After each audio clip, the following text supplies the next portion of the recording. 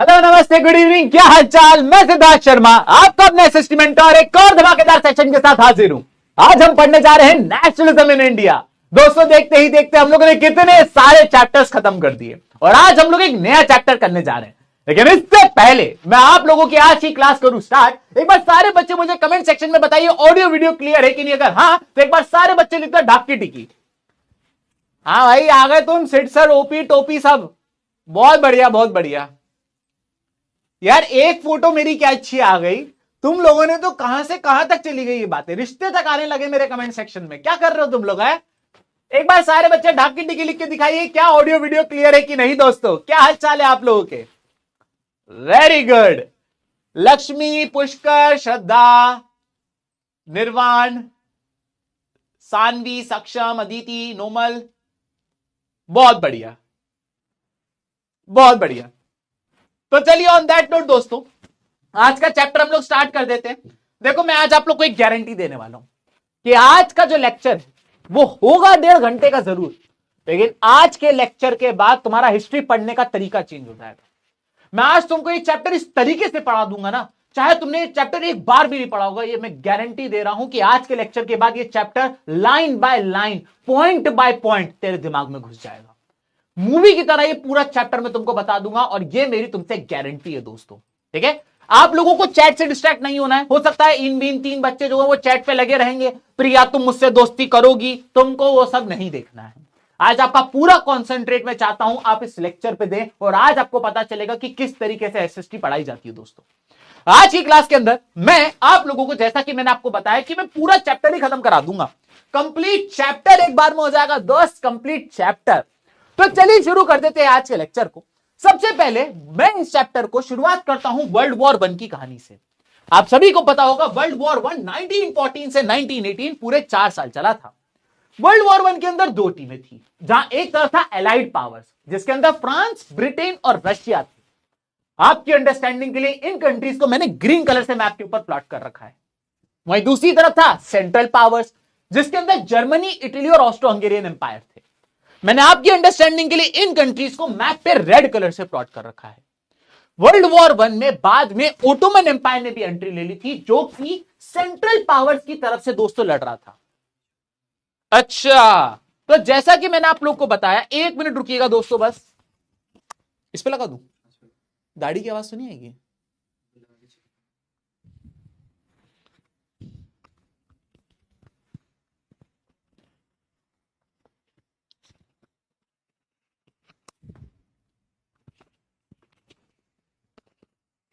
अबे वो रिकॉर्डेड नहीं है, लाइव पढ़ा रहा हूं मैं, नहा के आया हूं मैं तुम्हारे लिए। तुम क्या लग रहा है रिकॉर्डेड है?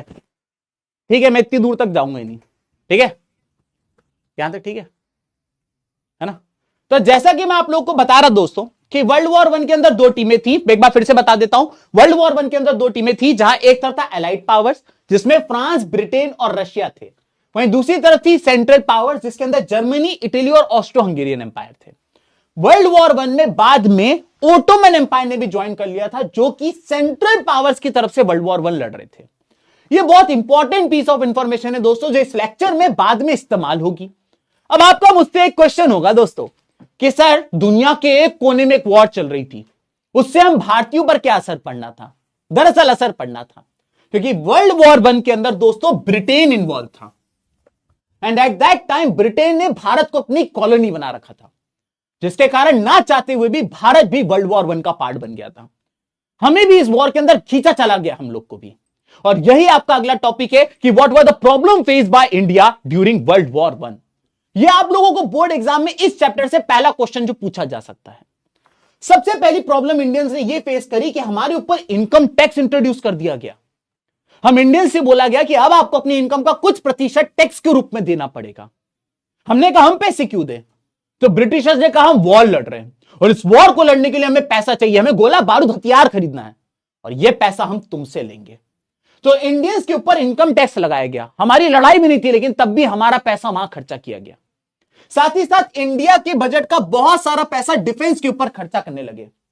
इस बात का ध्यान रखिएगा कि उस टाइम पे भारत के कोई ऐसे खास दुश्मन थे नहीं। जिस पैसे को भारत से भूखमरी मिटाने के लिए, बेरोजगारी मिटाने के लिए, बीमारी मिटाने के लिए इस्तेमाल किया जा सकता था, उस पैसे को डिफेंस के ऊपर खर्चा किया गया। हमारे कोई दुश्मन नहीं थे, लेकिन तब भी हमारे पैसे को डिफेंस पे खर्चा किया गया। यही नहीं, भारत में उगरे फूड ग्रेन्स को उठा उठा के उन सोल्जर्स के लिए ले जाने लगे जो सोल्जर्स वर्ल्ड वॉर 1 लड़ रहे थे। इससे भारत में फूड ग्रेन्स की कमी हो गई और जो बचे कुचे फूड ग्रेन्स उनके दाम बढ़ गए। अरे हद तो तब हो गई जब हम इंडियंस को फोर्सफुली रिक्रूट करने लगे ब्रिटिशर्स, और हमसे कहने लगे कि तुमको हमारे लिए वर्ल्ड वॉर 1 लड़ना ही पड़ेगा। यहां पे बहुत आइकॉनिक पिक्चर लगा रखी मैंने उन सोल्जर्स की जो वर्ल्ड वॉर 1 में ब्रिटिशर्स के लिए लड़ने गए थे इंडिया की तरफ से। क्या आपको पता है दिल्ली में मौजूद इंडिया गेट उन्हीं सोल्जर्स की याद में बनाया गया है जिन्होंने वर्ल्ड वॉर 1 में अपनी शहादत दी थी। जहां एक तरफ वर्ल्ड वॉर 1 के कारण हमारे ऊपर इतनी सारी प्रॉब्लम्स हो रही थी, वहीं दूसरी तरफ यह बताया गया है कि 1918 से 1921 के बीच में इंडिया में एक फेमाइन लाइक सिचुएशन आ गई थी। फेमाइन का मतलब होता है जब खाने की कमी हो जाती है। अब खाने की कमी क्यों हो जाती है? कई बार क्रॉप फेल कर जाती है, कई बार मौसम की मार के कारण लगी लगाई फसल सड़ जाती है, बर्बाद हो जाती है, कई बार अर्थक्वेक आ जाता है, कई बार सूखा पड़ जाता है, कई बार बाढ़ आ जाती है। 1918 से 1921 के बीच में एक फेमाइन लाइक सिचुएशन आ गई। भारत के लोगों के पास खाने को नहीं था। अरे हद तो तब हो गई जब 1921 के अंदर एक इन्फ्लुएंजा नाम की बीमारी फैल गई, और इस इन्फ्लुएंजा बीमारी के अंदर 1.25 करोड़ भारतीयों की जान चली गई। 1.25 करोड़ भारतीय, कैन यू इमेजिन? इन सब चीजों के बीच में 9 जनवरी 1915 को पूरे 21 साल बाद मोहनदास करमचंद गांधी जी भारत लौटते हैं। जब वो भारत आए तो उन्होंने देखा भारत के तो बहुत बुरे हाल है। यहां पर ना केवल ब्रिटिशर्स हमारे लोगों को मार रहे हैं, पीट रहे हैं, हमारे रिसोर्सेज लूट रहे हैं, हमारे लोगों को ह्यूमिलिएट भी कर रहे हैं। यह सब गांधी जी साउथ अफ्रीका में देखकर आए थे। जैसे ब्रिटिशर्स ने इंडिया को अपनी कॉलोनी बना रखा था, उसी तरीके से ब्रिटिशर्स ने साउथ अफ्रीका को भी अपनी कॉलोनी बना रखा था। साउथ अफ्रीका में तो ब्रिटिशर्स बड़े लेवल पे रेसिज्म करते थे क्योंकि ब्रिटिशर्स गोरे थे और साउथ अफ्रीका की जो नेटिव पॉपुलेशन थी वो ब्लैक थी। उनके साथ इस लेवल का भेदभाव किया जाता था कि उनके लोगों को उनके ही देश में पार्क में बैठना तक अलाउड नहीं था, ट्रेन में ट्रेवल करना अलाउड नहीं था, गोरों का इलाका अलग होता था, ब्लैक्स का इलाका अलग होता था। इस लेवल का भेदभाव होता था। मुझे यहां पर एक किस्सा आ रहा है कि एक बार गांधी जी ट्रेन की फर्स्ट क्लास का टिकट लेकर साउथ अफ्रीका में ट्रेवल कर रहे थे, क्योंकि गांधी जी 21 साल तक साउथ अफ्रीका में नौकरी किए थे, तो इसलिए मेरे को उनका एक किस्सा याद आया कि गांधी जी एक फर्स्ट क्लास का ट्रेन का टिकट लेकर ट्रेन में ट्रेवल कर रहे थे, लेकिन मिड जर्नी में ब्रिटिशर्स ने उनको यह बोल के ट्रेन से उतार दिया कि तुम्हारी स्किन व्हाइट नहीं है इसलिए तुम ट्रेन में बैठने लायक नहीं हो। इस लेवल का रेसिज्म होता था वहां पे। तो यहां पे यही बताया गया कि गांधी जी जब आए इंडिया तो उन्होंने देखा इंडिया के तो हाल साउथ अफ्रीका जैसे ही है, तो गांधी जी ने डिसाइड किया कि मैं इसके लिए सत्याग्रह करूंगा। गांधी जी कहते थे कि मैं सत्याग्रह करूंगा और मैं सत्याग्रह करके ब्रिटिशर्स के खिलाफ आवाज उठाऊंगा। लोगों ने उनसे पूछा कि सत्याग्रह का क्या मतलब होता है गांधी जी, तो गांधी जी कहते थे सत्याग्रह के 2 पिलर होते हैं, एक होता है ट्रुथ और एक होता है नॉन वायलेंस। गांधी जी कहते थे कि एक सत्याग्रही जो होता है वो सच्चाई के लिए आवाज उठाता है, लेकिन वो वायलेंस का, लड़ाई झगड़े का, मारपीट का इस्तेमाल नहीं करता है, वो नॉन वायलेंस का इस्तेमाल करता है। गांधी जी का मानना था कि जो एक सत्याग्रही होता है उसका एम ये नहीं होता है कि अपने दुश्मन को वो नुकसान पहुंचाए, उसको हार्म पहुंचाए, उसको दर्द पहुंचाए। एक सत्याग्रही का मेन एम ये होता है कि वो अपने अपोनेंट को सच्चाई से वाकिफ कराए और उसका हृदय परिवर्तन करे, उसका हार्ट चेंज कर दे। ये होता है एक सत्याग्रही का मतलब। लेकिन दोस्तों कहानी में एक प्रॉब्लम थी। कौन? गांधी जी। 21 साल बाद जो व्यक्ति साउथ अफ्रीका से वापस आया है, तुमको लगता है गांधी जी के कहने पे भारतीय सड़क पर उतर जाएंगे? आज गांधी जी आए, उन्होंने कहा चलो सत्याग्रह करते हो और इंडियन रैली कर देंगे कि हां सत्याग्रह सत्याग्रह। ऐसा कैसे हो सकता था? कोई गांधी जी को जानता ही नहीं था, और यह बात गांधी जी भी जानते थे। तो गांधी जी ने एक नेशन वाइड सत्याग्रह करने से पहले छोटे छोटे रीजनल सत्याग्रह किए, और सबसे पहला रीजनल सत्याग्रह गांधी जी ने 1917 में चंपारण बिहार में किया। दरअसल चंपारण बिहार के जो किसान थे, ब्रिटिशर्स उनसे जबरदस्ती इंडिगो उगवा रहे थे, और हमारा किसान वो इंडिगो उगाना चाहता नहीं था। आपका मुझसे क्वेश्चन आएगा कि सर थोड़ा सा पॉज लेकर क्या आप मुझे यह बता सकते हैं कि पहली चीज ब्रिटिशर्स को इंडिगो क्यों चाहिए, और दूसरी चीज कि हमारा किसान ये इंडिगो उगाना क्यों नहीं चाहता था? दरअसल आप सभी को पता होगा कि इंडस्ट्रियल रिवॉल्यूशन की शुरुआत इंग्लैंड के बड़े बड़े शहर लिवरपूल और मैनचेस्टर से हुई थी। ये गोरे पूरी दुनिया से कॉटन लेकर जाते थे विदेश अपने शहरों में, और वहां पे उनकी फैक्ट्रीज में इन कॉटन की शर्ट्स बनाते थे, कपड़े बनाते थे। लेकिन इन कॉटन को रंगने के लिए इंडिगो लगता था। अब समझ में आया कि ब्रिटिशर्स को इंडिगो क्यों चाहिए था। अब इंडिगो अगर इंग्लैंड के शहर मैनचेस्टर और लिवरपूल में चाहिए था तो ये वहीं क्यों नहीं उगा लेते थे, इनको भारत में क्यों उगाना था? क्योंकि इंडिगो जो होता है वो जिस मिट्टी पर उगाते हैं वो उस मिट्टी की फर्टिलिटी को निचोड़ देता है, उस मिट्टी को पूरी तरीके से खत्म कर देता है। साल 2 साल बाद वो मिट्टी पूरी तरीके से बंजर हो जाती थी, और इसीलिए हमारा किसान इंडिगो उगाना नहीं चाहता था। तो जब गांधी जी चंपारण बिहार गए 1917 में, और उन्होंने बोला तुम्हारी प्रॉब्लम क्या है, तो ब्रिटिशर्स ने कहा ये समस्या है, ब्रिटिशर्स हमसे इंडिगो उगा रहे हैं, हमारी मिट्टी खराब हो जाएगी, हम नहीं उगाना चाहते हैं। गांधी जी ने कहा तुम्हारी प्रॉब्लम मेरी प्रॉब्लम, मैं तुम्हारे लिए आवाज उठाऊंगा, और यह गांधी जी का पहला रीजनल सत्याग्रह था। उसी साल गांधी जी ने दूसरा रीजनल सत्याग्रह यानी 1970 में ही गुजरात के खेड़ा डिस्ट्रिक्ट में किया। दरअसल गुजरात के खेड़ा डिस्ट्रिक्ट के जो किसान थे वहां पे प्लेग नाम की एक महामारी फैल गई थी, और इस प्लेग नाम की महामारी से बहुत सारे लोगों की मौतें हो रही थी। ब्रिटिशर्स हमारे लोगों को इलाज कराने की जगह, उनको दवाइयां देने की जगह हमारे लोगों से टैक्स वसूल रहे थे। गांधी जी ने वहां के लोगों की बात सुनी और उन्होंने कहा तुम्हारी प्रॉब्लम मेरी प्रॉब्लम, मैं तुम्हारे लिए ब्रिटिशर्स के लिए आवाज उठाऊंगा, और यह गांधी जी का 1917 का दूसरा रीजनल सत्याग्रह था। तीसरा और अंतिम रीजनल सत्याग्रह गांधी जी ने अगले साल 1918 में गुजरात के अहमदाबाद में किया था। दरअसल गुजरात के अहमदाबाद में कॉटन मिल वर्कर्स जो थे वो अपने मालिकों से गुस्सा थे, क्योंकि इनके जो मालिक थे वो इनसे काम ज्यादा करवाते थे, सैलरी कम देते थे, और वर्किंग कंडीशंस बहुत ज्यादा इनह्यूमन थी। गांधी जी वहां गए, गांधी जी ने वहां के लोगों की बात सुनी और उनसे कहा तुम्हारी प्रॉब्लम मेरी प्रॉब्लम, मैं तुम्हारे लिए तुम्हारे मालिकों से आवाज उठाऊंगा, और यह गांधी जी का तीसरा रीजनल सत्याग्रह था। मैंने आपको गांधी जी के 3 रीजनल सत्याग्रह बताए, कौन से साल में हुए, कहां हुए, क्यों हुए। आप सारे बच्चों को पता होगा कि आपकी एसएसटी में 5 नंबर के मैप्स आने हैं। उन 5 नंबर के मैप्स में से 2 मार्क्स के जो आपके मैप्स हैं दोस्तों, वो आप लोगों की हिस्ट्री से आने वाले हैं, और 3 मार्क्स के जो आपके मैप्स हैं दोस्तों, वो आप लोगों के ज्योग्राफी से आने वाले हैं। हिस्ट्री से जो 2 मार्क के मैप आने वाले हैं वो केवल इसी चैप्टर से आएंगे, और पहला मैप आपको एग्जाम में ये आ जाएगा कि गांधी जी ने जो 3 रीजनल सत्याग्रह किए थे उसको मैप पे प्लॉट करके दिखाओ। अब क्वेश्चन ये आपसे 2 तरीके से पूछ सकता है। पहला वो आपसे ये पूछ लेगा कि भैया गांधी जी ने जो रीजनल सत्याग्रह किए थे वो प्लॉट करके दिखा दो, आपको जगह का नाम दे देगा, चंपारण सत्याग्रह, खेड़ा सत्याग्रह, अहमदाबाद सत्याग्रह। या वो आपसे क्वेश्चन में ये पूछ लेगा कि इंडिगो प्लांटर्स के लिए गांधी जी ने जो सत्याग्रह किया था वो प्लॉट करके दिखाओ, जगह का नाम नहीं देगा। पीजेंट्स के लिए गांधी जी ने सत्याग्रह किया था वो प्लॉट करके दिखाओ, जगह नहीं देगा। कॉटन मिल वर्कर्स के लिए गांधी जी ने जो सत्याग्रह किया था वो प्लॉट करके दिखाओ, जगह नहीं देगा। तो तुम्हें जगह और क्यों किया था ये दोनों पता होने चाहिए, क्योंकि क्वेश्चन वो किसी भी तरीके से पूछ सकता है। तो सबसे पहले आप देख सकते हैं ये इंडिया का मैप है, और यहां पर ये आप देख सकते हैं ये बिहार है। बिहार में आपको यहां पे चंपारण मिलेगा जहां पे इंडिगो सत्याग्रह किया था। बाकी के दोनों सत्याग्रह गांधी जी ने गुजरात में किए थे। पहला सत्याग्रह गुजरात के खेड़ा डिस्ट्रिक्ट में किया था, पीजेंट्स के लिए किया था जो कि प्लेग नाम की महामारी से परेशान थे, और दूसरा सत्याग्रह गांधी जी ने अहमदाबाद में किया था कॉटन मिल वर्कर्स के लिए। क्या आपको इतना समझ में आ गया? तो एक बार सारे बच्चे चैट में मुझे थम्स अप लिख के दिखाइए अगर आपको इतना समझ में आ गया तो। बहुत बढ़िया, एक बार सारे बच्चे थम्स अप लेकर बताइए अगर आप लोग को इतना समझ में आ गया हो तो। दोस्तों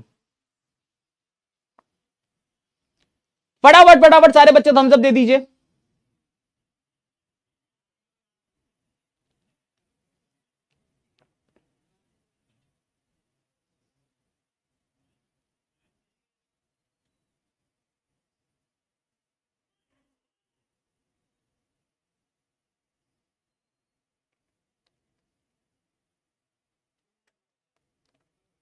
बहुत बढ़िया,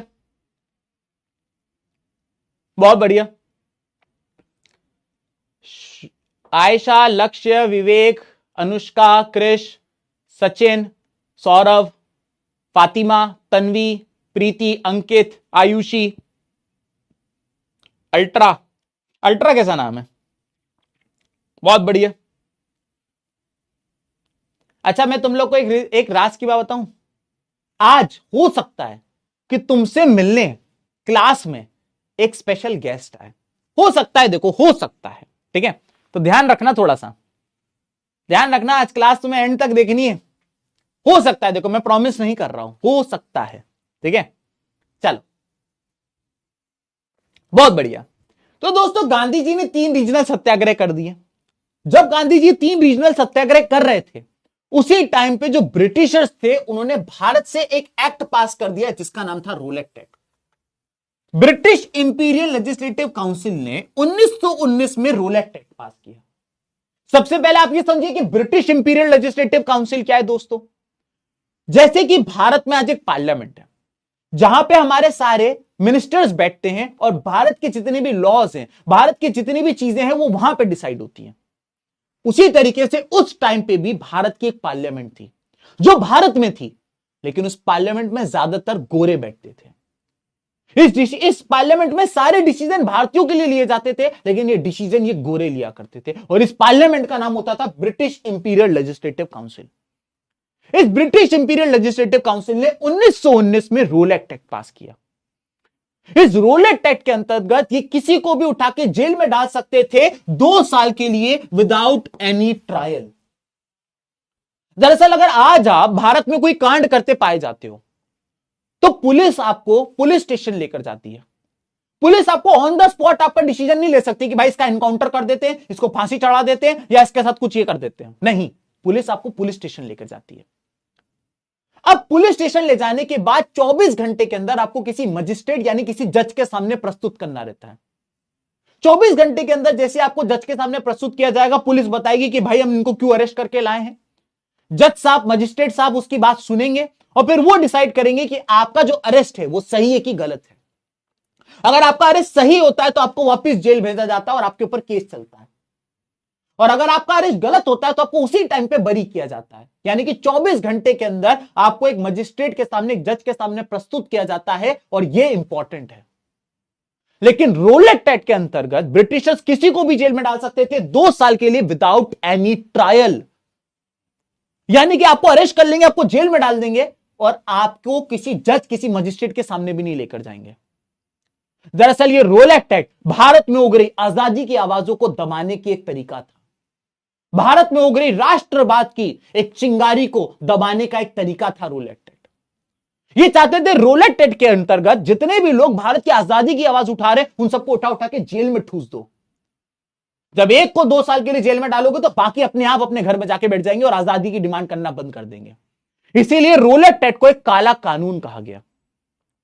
यह बात गांधी जी को पता थी कि ये जो लॉ है ये बहुत तरीके से अनजस्ट है, बिल्कुल ये बिल्कुल ही लॉ जो है वो गलत है, और ये हमारे लोगों को दबाने का एक तरीका है।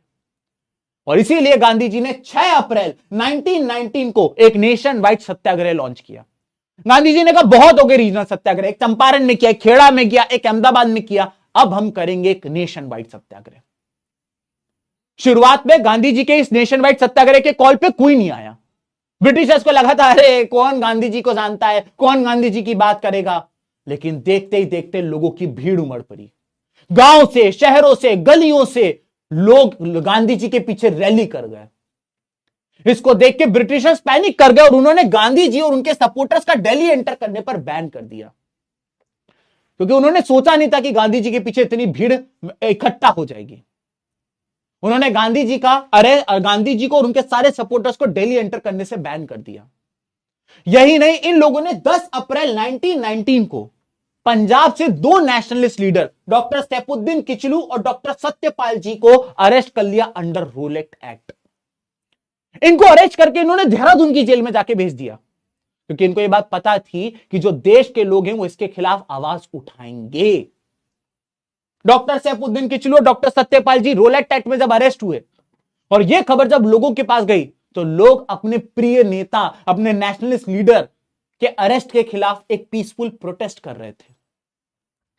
ब्रिटिशर्स को यह बात पता थी कि जैसे हम इसका अरेस्ट करेंगे लोग सड़कों पर उतरेंगे, इसलिए ब्रिटिशर्स ने मार्शल लॉ भी इंपोज कर दिया था अरेस्ट करते ही। दरअसल दोस्तों मार्शल लॉ जो होता है उससे सिविक सिटीजन्स के जितने भी फंडामेंटल राइट्स होते हैं वो खत्म हो जाते हैं। आपका सड़क पे उतरना, आपका प्रोटेस्ट करना, आपका इकट्ठा होना, आपका ब्रिटिशर्स के खिलाफ आवाज उठाना सब बैन हो जाता है। ज्यादातर लोगों को यह बात पता ही नहीं था कि मार्शल लॉ इंपोज हो चुका है। इस बात से अनजान होकर 10 अप्रैल 1919 को अपने फेमस, अपने चहीते नेशनलिस्ट लीडर के अरेस्ट के खिलाफ प्रोटेस्ट करने के लिए 13 अप्रैल को लोग पंजाब के जलियांवाला बाग में इकट्ठा हुए थे। उस टाइम पे बैसाखी की छुट्टियां भी थी, तो इसलिए बच्चे भी उस पार्क के अंदर मौजूद थे। आज से कुछ साल पहले मुझे जलियांवाला बाग जाने का मौका मिला। जलियांवाला बाग कुछ इस तरीके का है दोस्तों कि चारों तरफ आपके उसको बिल्डिंग देखने को मिलेगी, उस पार्क के चारों तरफ बिल्डिंग्स हैं और केवल एक पतला सा गेट है, उसी से आप एंट्री करते हो और उसी से आप एग्जिट करते हो। और ये सारी की सारी जो बिल्डिंग्स है, इनकी खिड़कियां खुलती थी, इनकी सबकी बस खिड़कियां खुलती थी इस पार्क के अंदर। इस पार्क के अंदर एक कुआं भी था दोस्तों। ये लोग अपने चहीते नेशनलिस्ट लीडर के अरेस्ट के खिलाफ एक पीसफुल प्रोटेस्ट कर रहे थे जलियांवाला बाग में। बैसाखी की छुट्टी थी, बच्चे खेल रहे थे उस जलियांवाला बाग में। तभी एक ब्रिटिश जनरल आता है जिसका नाम है जनरल डायर, और जनरल डायर उस पार्क की इकलौती एंट्री को ब्लॉक करवाता है अपने ट्रूप के साथ और अपने ट्रूप्स को बोलता है फायर। 15 मिनट चले इस गोलीकांड के अंदर 1000 भारतीयों की डेथ हुई। बच्चे, बूढ़े, आदमी, औरत सब मारे गए। 1000। महिलाएं अपने बच्चों को लेके कुएं में कूद गई जान बचाने के लिए। इन सफोकेशन के कारण वो मर गई। आज भी जलियांवाला बाग की दीवारों पे उन ब्रिटिश कारतूसों के निशान हैं जो उस दिन जनरल डायर ने चलवाए थे। देखते ही देखते ये खबर भारत के कोने कोने में फैल गई और भारत से हर जगह से आगजनी, दंगे फसाद की खबरें आने लगी। लेकिन ब्रिटिश सोल्जर्स, माफी मांगने की जगह ब्रिटिश सोल्जर्स ने हमारे सत्याग्रही को ह्यूमिलिएट करना चालू कर दिया। बोलते थे अब कोई सत्याग्रही ब्रिटिश सोल्जर्स को देखेगा तो सलाम ठोकेगा, नाक जमीन पर रगड़ेगा और जमीन को चाटेगा। इस बात से इरिटेट होकर उस टाइम के फेमस लोग जैसे कि रविंद्रनाथ टैगोर जी और महात्मा गांधी जी ने इसका प्रोटेस्ट किया। रविंद्रनाथ टैगोर जी ने तो अपना नाइटहुड का टाइटल तक वापस दे दिया। नाइटहुड का टाइटल ब्रिटिशर्स उनको देते थे जिन्होंने लिटरेचर की फील्ड में कोई बहुत बड़ा काम किया होता था। रविंद्रनाथ टैगोर जी ने नाइटहुड का टाइटल ब्रिटिशर्स के मुंह पे मार दिया। बोले एक तरफ तुम मेरे लोगों को मारोगे और माफी मांगने की जगह हमारे लोगों को तुम ह्यूमिलिएट करोगे। इस गोलीकांड से 1000 लोगों की मौत से गांधी जी इतना ज्यादा डिस्टर्ब हो गए कि गांधी जी ने भी अपना नेशन वाइड सत्याग्रह को कॉल ऑफ कर दिया। अब यहां पर वैसे तो जलियांवाला बाग मैसेकर खत्म होता है, लेकिन हर एक भारतीय को यह बात जानना जरूरी है कि जलियांवाला बाग मैसेकर का बदला सरदार उधम सिंह जी ने लिया था। उधम सिंह जी 1940 में यानी जलियांवाला बाग के 21 साल बाद लंदन गए और इन्होंने माइकल डायर को गोली मार के उसका बदला लिया। यह माइकल डायर वो नहीं था जिसने उस दिन वहां पे मौजूद होकर गोली चलाई थी। यह माइकल डायर उस टाइम पे पंजाब का लेफ्टिनेंट गवर्नर था दोस्तों, और इसी ने जनरल डायर को ऑर्डर दिया था कि चल गोली चला। तो जलियांवाला बाग के 21 साल बाद सरदार उधम सिंह जी ने इसका बदला लिया दोस्तों। अब मैंने अभी तक आपको जितना बताया यह आपको समझ में आया कि नहीं आया, इसको समझाने के लिए एक बार मैं फटाफट आप लोगों को कुछ एमसीक्यू से समझा देता हूं। ठीक है, पहला क्वेश्चन आप लोगों को एग्जाम में यह आ जाता है, 2023 में पूछा जा चुका है कि आपको बताना है कि जो रोलेट एक्ट था 1919 का, वो भारतीयों के फंडामेंटल राइट और सिविल लिबर्टीज के लिए कैसा देखा गया, कैसा देखा गया। इसको आपके सामने 4 ऑप्शन है। आपका समय, मैं रुकी पोल चालू करूंगा बेटा, ऐसा नहीं करो। मैं आपका समय शुरू करता हूं अब। बताओ जरा, बताइए दोस्तों।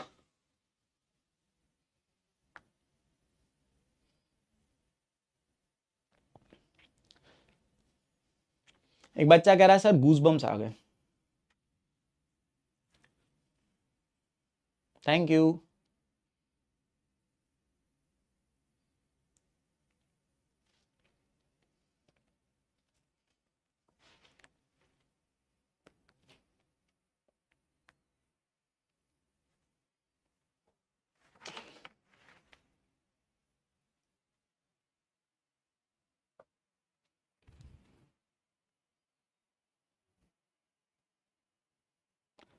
बेटा रिकॉर्डेड क्लास में पोल नहीं आता है। लो तुम्हारा मैं क्या करूं राजा, राजा मैं तेरा क्या करूं है।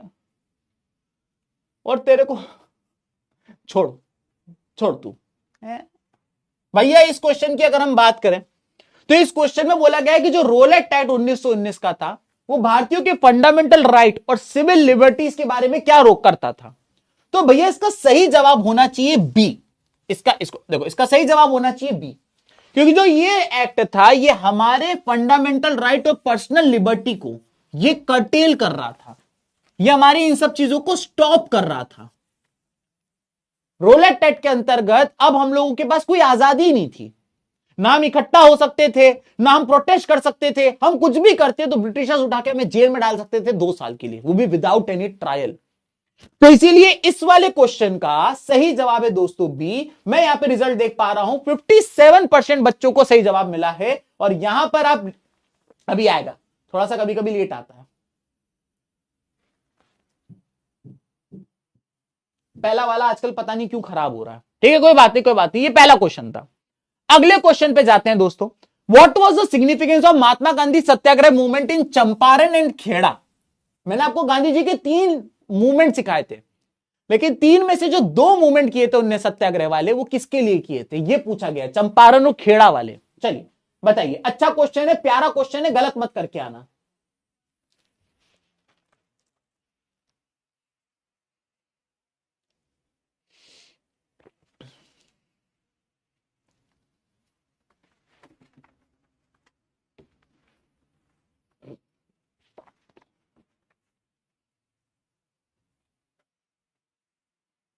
नॉइस। पुष्कर पुष्कर पुष्कर पुष्कर, अरे मैं सामने से हट जाऊं, सॉरी सॉरी सॉरी सॉरी।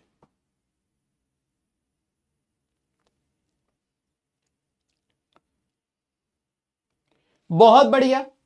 आखिरी 3 सेकंड है। 3, 2, 1 and your time is up. तो जैसा कि आप देख रहे हैं, अगर आप चंपारण वाले मूवमेंट की बात करें या खेड़ा वाले मूवमेंट की बात करें, ये दोनों की दोनों मूवमेंट फार्मर्स के लिए किए गए थे। यहां का फार्मर इंडिगो गाना नहीं चाहता था और यहां का फार्मर प्लेग नाम की महामारी से परेशान था। तो इन दोनों क्वेश्चन की अगर हम बात करें तो यहां पर आपको कहीं भी एजुकेशन सिस्टम से कोई बात नहीं है, कास्ट सिस्टम की कोई भी बात नहीं है, नॉन वायलेंस और ट्रुथ की भी कोई बात नहीं है। इसका सही जवाब है कि फार्मर राइट्स के लिए किए गए मूवमेंट थे। इसलिए इसका सही जवाब होगा दोस्तों D. D is the correct answer. 66% बच्चों ने सही जवाब दिया है। अब आपके सामने लीडर बोर्ड आ रहा है। पंकज, जियान, जानवी, स्वरित, प्रमेश, कार्तिकेय, शुभांशु, नयन, वेदांत और आदित्य। तो ये टॉप 10 के हमारे बच्चे हैं अभी तक के। नेक्स्ट क्वेश्चन पे चले जाते हैं। What was the impact of first world war in India. मैंने आपको बोला था इंपॉर्टेंट क्वेश्चन है, 2015, 2022, 23 में भी पूछा जा चुका है। मैं ना केवल तुमको पूरा पूरा चैप्टर पढ़ा रहा हूं, इंपॉर्टेंट क्वेश्चंस भी बताता जा रहा हूं। तो प्लीज इंस्टाग्राम पे डीएम कर करके एक एक बच्चे को बताना बेटा मुश्किल हो जाता है। दिन में 60-80 डीएम आते हैं, 60 से 80 के बीच में। मैं कितनों का रिप्लाई कर पाता हूं मैं ये खुद ही नहीं जानता हूं। ठीक है, तो थोड़ा सा मैं माफी चाहता हूं अगर मैं आपके डीएम का रिप्लाई ना कर पाऊं। ये इंपॉर्टेंट चीज है, इसलिए मैं क्लास में बताता जाता हूं। What was the impact of first world war on India. तो सबसे पहला तो इंपैक्ट ये था कि इंडियंस को ऊपर इनकम टैक्स लगा दिया था। हमारे बजट का बहुत सारा पैसा डिफेंस पे खर्चा कर रहे थे। हमारा फूड ग्रेन जो हमारे लिए था उसको ब्रिटिश सोल्जर्स के लिए एक्सपोर्ट करना शुरू कर दिया था और इंडियंस को फोर्सफुली रिक्रूट कर रहे थे वर्ल्ड वॉर 1 लड़ने के लिए। ये 4 आंसर आपके लिए मैंने लिख दी हैं। आपको बिल्कुल भी घबराने की जरूरत नहीं है, आप बाद में इसको पढ़ सकते हैं। अगला क्वेश्चन, महात्मा गांधी जी का सत्याग्रह पर क्या व्यूज था। 2022 का क्वेश्चन है। पहली चीज, गांधी जी कहते थे कि सत्याग्रह के 2 पिलर होंगे, एक होगा ट्रुथ और एक होगा नॉन वायलेंस। दूसरी बात कि गांधी जी कहते थे कि एक सत्याग्रही अपनी बात अगर वो सच्चाई के लिए आवाज उठा रहा है तो बिना वायलेंट हुए भी वो अपनी बात को मनवा सकता है। तो ये 2 पॉइंट आपको यहां लिख के आने हैं, ये दोनों पॉइंट जो मैंने अभी आपको हिंदी में समझाए हैं दोस्तों। अगला क्वेश्चन, रोलेट एक्ट क्या था और इसने किस तरीके से इंडियन नेशनल मूवमेंट को अफेक्ट किया। यह अच्छा क्वेश्चन है, इंपॉर्टेंट क्वेश्चन है बिडू। तो मैंने आप लोग को बताया Rowlatt Act British Imperial Legislative Council ने 1919 में पास करा था। According to this act Britishers किसी को भी उठा के जेल में डाल सकते थे 2 साल के लिए विदाउट एनी ट्रायल। पहली बात तो ये होगी, आधा क्वेश्चन खत्म। अब इसने किस तरीके से नेशनल मूवमेंट को चेंज किया? तो पहली बात तो ये कि रोलेट एक्ट आने के बाद, यहां पे देखो मैंने यहां पे लिख रखा है कि देश के कोने कोने में रैलीज ऑर्गेनाइज कराई गई। वर्कर्स जो थे वो स्ट्राइक पे चले गए, जैसे कि रेलवे वर्कशॉप के जो वर्कर्स थे वो तो स्ट्राइक पे ही चले गए। इसके अलावा लोगों ने अपनी अपनी दुकानें बंद कर दी इसके खिलाफ आवाज उठाने के लिए। तो ये तो किया इंडियंस ने। ब्रिटिशर्स के हाथ पे हाथ धर के बैठे रहते फूफा जी की तरह? नहीं। तो ब्रिटिशर्स ने क्या करा, सबसे पहले तो नेशनलिस्ट मूवमेंट को सप्रेस करने की कोशिश करी। बहुत सारे लीडर्स को इन्होंने अमृतसर से अरेस्ट करने की कोशिश करी, अरेस्ट वगैरह करने की कोशिश करी, और गांधी जी को और उनके सपोर्टर्स को दिल्ली एंटर करने से बैन कर दिया। तो ये एक और क्वेश्चन था जो यहां से आपसे पूछा जा सकता था। इतना समझ में आ गया? इतना समझ में आ गया तो एक बार सारे बच्चे सिद्धार्थ लिखो। एक बार सारे बच्चे सिद्धार्थ लिखो अगर आपको इतना समझ में आ गया हो तो। बताओ दोस्तों, इंडिया वर्सेस साउथ अफ्रीका कल हुआ था, कहां लगे हो तुम? एक बच्चा कह रहा मॉस्किटो, एक मच्छर है स्टूडियो में, उसका मैं क्या करूं? मैं तुमको क्या मॉर्टिन वाला दिख रहा हूं क्या कि मैं अपनी जुबान से करके मच्छर पकड़ लूंगा? तुम तो हो यार, बहुत ही शानदार। चलिए इसी नोट पे हम आगे बढ़ जाते हैं। जैसा कि मैंने आपको चैप्टर के स्टार्टिंग में एक बात बताई थी कि वर्ल्ड वॉर 1 के अंदर 2 टीमें थी। एक तरफ था एलाइड पावर्स, फ्रांस, ब्रिटेन और रशिया। दूसरी तरफ था सेंट्रल पावर्स, जिसके अंदर जर्मनी, इटली और ऑस्ट्रो हंगेरियन एम्पायर थे। सेंट्रल पावर्स को बाद में ओटोमन एम्पायर ने ज्वाइन किया था, यह बात मैंने आप लोगों को बात बता दी थी। यहां तक आप लोगों को क्लियर है? अब सुनिएगा, वर्ल्ड वॉर 1 सेंट्रल पावर्स जो थे ये लोग हार गए थे। सेंट्रल पावर्स जो थे वो वर्ल्ड वॉर 1 हार गए थे, यानी कि ऑटोमेटिकली ओटोमन एम्पायर भी ये वॉर हार गया। तो जब ये वॉर ये लोग हार गए तो पूरी दुनिया का मुसलमान इस बात से वरीड था कि अब ओटोमन एम्पायर के जो लीडर हैं उनका क्या होगा। अब तुम बोलोगे सर ये क्या बात हुई, ओटोमन एम्पायर हार गया तो पूरी दुनिया के मुसलमान को इससे क्या प्रॉब्लम थी? मैं बताता हूं। दरअसल ओटोमन एम्पायर की अगर हम बात करें तो ओटोमन एम्पायर के जो लीडर होते थे उन्हें खलीफा कहा जाता था। ओटोमन एम्पायर के जो लीडर होते थे उन्हें खलीफा कहा जाता था। ओटोमन एम्पायर के जो लीडर थे, ना केवल वो ओटोमन एम्पायर के लीडर थे, साथ ही साथ उनको इस्लामिक वर्ल्ड का स्पिरिचुअल लीडर माना जाता था, क्योंकि ऐसा माना जाता था कि श्री प्रोफेट मोहम्मद साहब जो हैं वो इन खलीफा के एंसेस्टर्स थे। प्रोफेट मोहम्मद साहब खलीफा के एंसेस्टर थे, ऐसा माना जाता था। तो ऐसा माना जाता था क्योंकि ये भी प्रोफेट मोहम्मद की फैमिली से आते हैं, लिनिएज से आते हैं, तो ये भी बहुत ही ज्यादा इंपॉर्टेंट है। तो जो खलीफा होते थे ना केवल वो ओटोमन एम्पायर के लीडर होते थे, साथ ही साथ वो इस्लामिक वर्ल्ड के स्पिरिचुअल लीडर भी थे। और पूरी दुनिया का मुसलमान इस बात से डरा हुआ था कि अब क्योंकि ये वर्ल्ड वॉर 1 हार गए और जो जीतने वाली टीम है वो हारने वाली टीम के ऊपर हार्मफुल पीस ट्रीटी थोपने वाली थी। इनके लीडर्स को उठा के जेल में डालने वाले थे, इनसे पैसे वसूलने वाले थे। और यह बात मुस्लिम्स को डर लग रहा था कि क्योंकि ये लोग हारे हैं, हमारे लीडर भी हारे हैं, तो कहीं इनको उठा के जेल में ना डाल दिया जाए। यहां पे गांधी जी को एक विंडो दिखी, क्योंकि इससे पहले जो नेशन वाइड सत्याग्रह हुआ था वो इसलिए भी सक्सेस नहीं हो पाया क्योंकि हिंदू और मुस्लिम्स के बीच में यूनिटी नहीं थी। गांधी जी को लगा कि अगर यहां पे हम मुस्लिम्स के लिए खड़े हो जाएंगे और मुस्लिम से बोलेंगे कि नहीं हम आपके खलीफा को बचाने की कोशिश करेंगे, हम ब्रिटिशर से बोलेंगे कि माना खलीफा सेंट्रल पावर्स की तरफ से लड़े, माना खलीफा वर्ल्ड वॉर 1 हार गए, लेकिन इनको जेल में मत डालिए।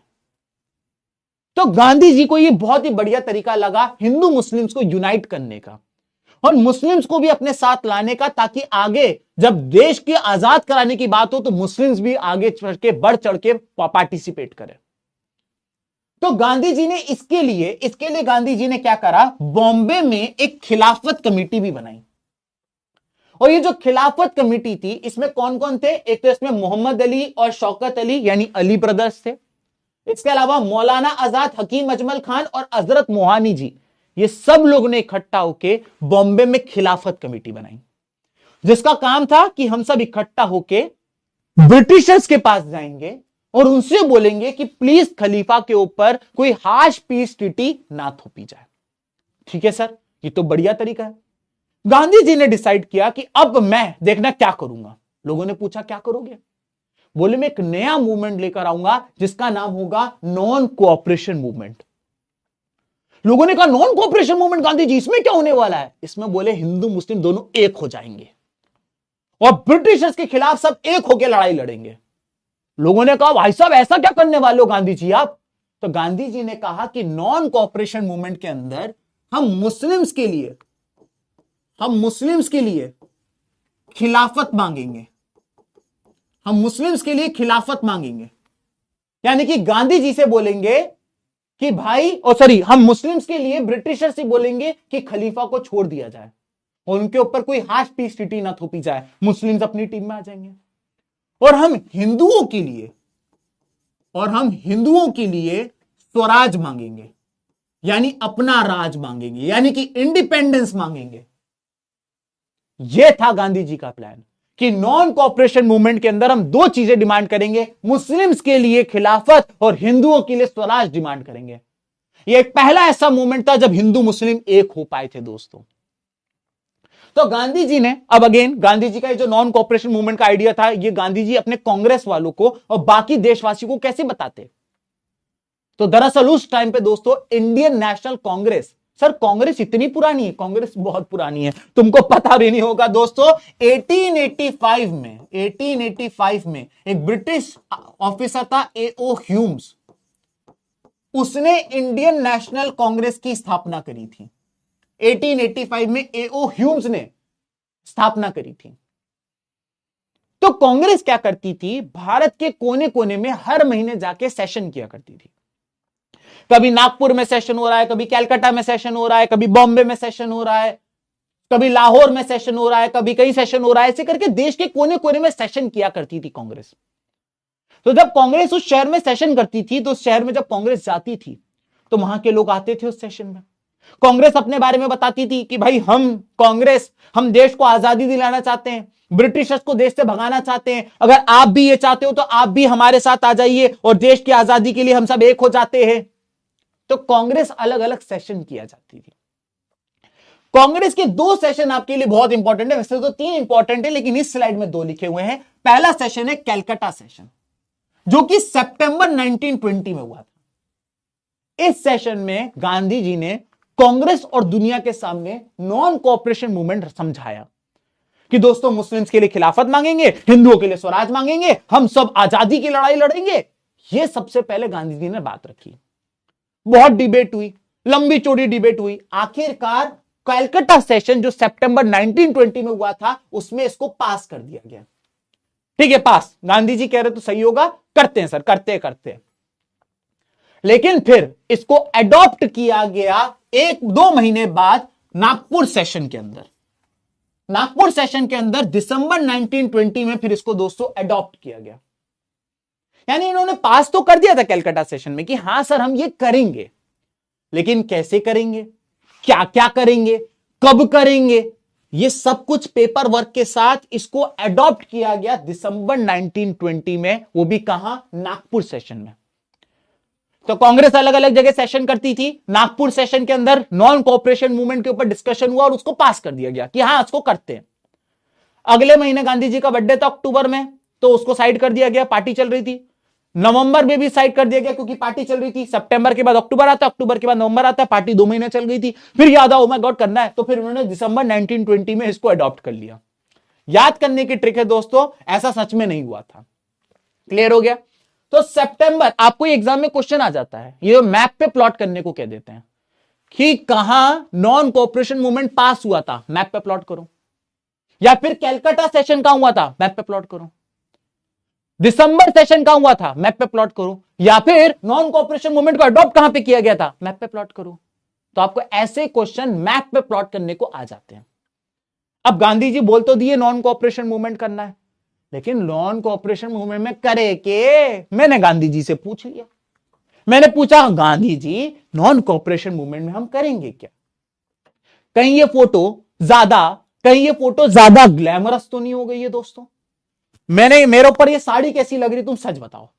अगर तुम बोल रहे हो कि सर ये साड़ी अच्छी लग रही है तो फिर तो ठीक है, लेकिन अगर तुम कह रहे हो कि सर साड़ी में मजा नहीं आया, तो फिर तुम ये भी बता सकते हो। तो दोस्तों नॉन कोऑपरेशन मूवमेंट की हम बात कर रहे थे। मैंने गांधी जी से पूछ लिया कि Gandhi ji non cooperation movement में हमें करना क्या है। तो गांधी जी ने कहा कि हम नॉन कोऑपरेशन मूवमेंट में सबसे पहले तो अगर ब्रिटिशर्स ने आपको कोई टाइटल दिए हैं, कोई पोस्ट दी है, तो आप उसको वापस कर दो। कोई मेडल दिया है, कोई अवार्ड दिया है, कोई टाइटल दिया है, कोई पोस्ट दी है, वापस कर दो। आपको याद होगा कि जलियांवाला बाग कांड के बाद रविंद्रनाथ टैगोर जी ये पहले ही कर चुके थे अपना नाइटहुड का टाइटल वापस करके। अब गांधी जी कह रहे थे बाकी भारतीयों से तुम भी करो। दूसरी बात गांधी जी कहते थे कि भाई ब्रिटिश सर्विसेज जितनी भी है, चाहे वो सिविल सर्विस हो, चाहे वो आर्मी हो, चाहे वो पुलिस हो, चाहे वो ब्रिटिश कोर्ट हो, चाहे वो स्कूल हो, चाहे वो कॉलेज हो, अगर आप ब्रिटिश स्कूल कॉलेज में पढ़ते हो मत जाओ। ब्रिटिश स्कूल कॉलेज में पढ़ाते हो नौकरी छोड़ दो। अगर आप पुलिस में हो, ब्रिटिश पुलिस में, नौकरी छोड़ दो। अगर आपका कोई कोर्ट में केस चल रहा है मत जाओ। तो गांधी जी कह रहे थे पूरी तरीके से ब्रिटिश इंस्टीट्यूशंस का बॉयकॉट करो। यहां तक समझ में आ गया। इसके अलावा गांधी जी ने कहा था ब्रिटिश गुड्स का भी बॉयकॉट करो, यानी कि विदेशी कपड़ा पहनना बंद करो, विदेशी सामान इस्तेमाल करना बंद करो, सब कुछ देसी होना चाहिए, स्वदेशी मूवमेंट। इसका आखिरी पॉइंट और था, और वो आखिरी पॉइंट यह था कि गांधी जी ने कहा कि अगर ब्रिटिशर्स ने हिम्मत करी हमारे को मारने की या हमें दबाने की, तो हम नॉन कोऑपरेशन मूवमेंट को एक लेवल और ऊपर ले जाएंगे और हम सिविल डिसोबीडियंस मूवमेंट लॉन्च कर देंगे। क्या लॉन्च कर देंगे? सिविल डिसोबीडियंस मूवमेंट लॉन्च कर देंगे। अब ये तो अगर और मगर की बात थी कि अगर ब्रिटिशर्स ने ये किया तो हम ये कर देंगे। तो मैंने आगे पूछा नहीं कि सर सिविल डिसोबीडियंस मूवमेंट में क्या होने वाला है। मैंने कहा तब की तब देखी जाएगी। लेकिन मेरे मुंह से गलती से निकल गया मस्त प्लान है। कहां से आया रे बाबा, तेरे दिमाग में प्लान कहां से आया रे? तो गांधी जी गुस्सा हो गए। उन्होंने कहा सिद्धार्थ तुम मुझे अपना दोस्त मानते हो और तुमने मेरी किताब नहीं पढ़ी हिंद स्वराज। मैंने कहा सर कौन सी किताब? बोले मैंने 1909 में अपनी ऑटोबायोग्राफी लिखी थी जिसका नाम था हिंद स्वराज, और उसमें मैंने साफ लिखा था कि ब्रिटिश रूल इंडिया में सिर्फ इसलिए चल रहा है क्योंकि हम इंडियंस कोऑपरेट करते हैं। जिस दिन हम इंडियंस कोऑपरेट करना बंद कर देंगे ब्रिटिश रूल भारत से कोलैप्स हो जाएगा। और उस दिन मैंने नॉन कोऑपरेशन मूवमेंट के सबसे पहले नींव रखी थी। तब मेरे को पता चला, आपको यहां से क्वेश्चन एग्जाम में आ जाता है, वो आपसे बोल देता है गांधी जी की ऑटोबायोग्राफी का नाम क्या है? हिंद स्वराज। वो आपसे बोल देता है हिंद स्वराज कब लिखी गई थी? 1909। आपसे बोल देगा नॉन कोऑपरेशन मूवमेंट की इंस्पिरेशन कहां से आई थी? हिंद स्वराज। समझ गए आप लोग मेरी बात को? यहां तक इतना समझ में आ गया तो एक बार सारे बच्चे थम्स अप दे दो। एक बार दें, फिर उसमें एमसील लगानी पड़ेगी क्योंकि वो टपकता रहेगा ना। इतना समझ में आ गया तो एक बार थम्स अप दे दो। आकृति ठाकुर आपको समझ में आ गया? आकृति, हाँ बेटी, बहुत बढ़िया।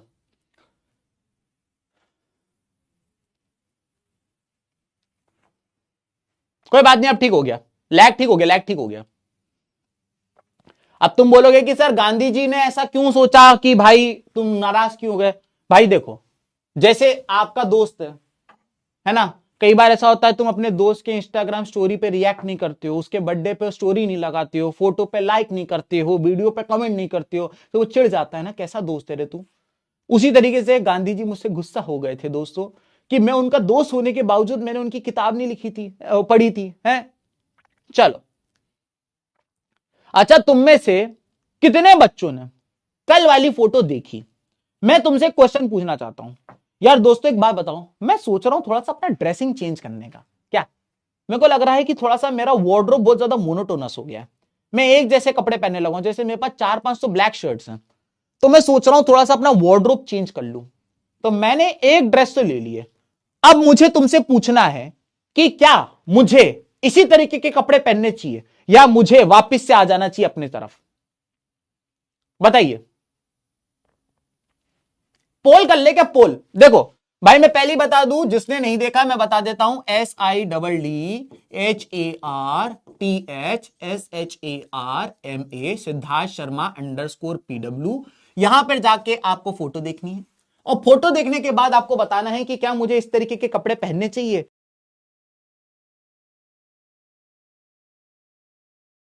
दोस्तों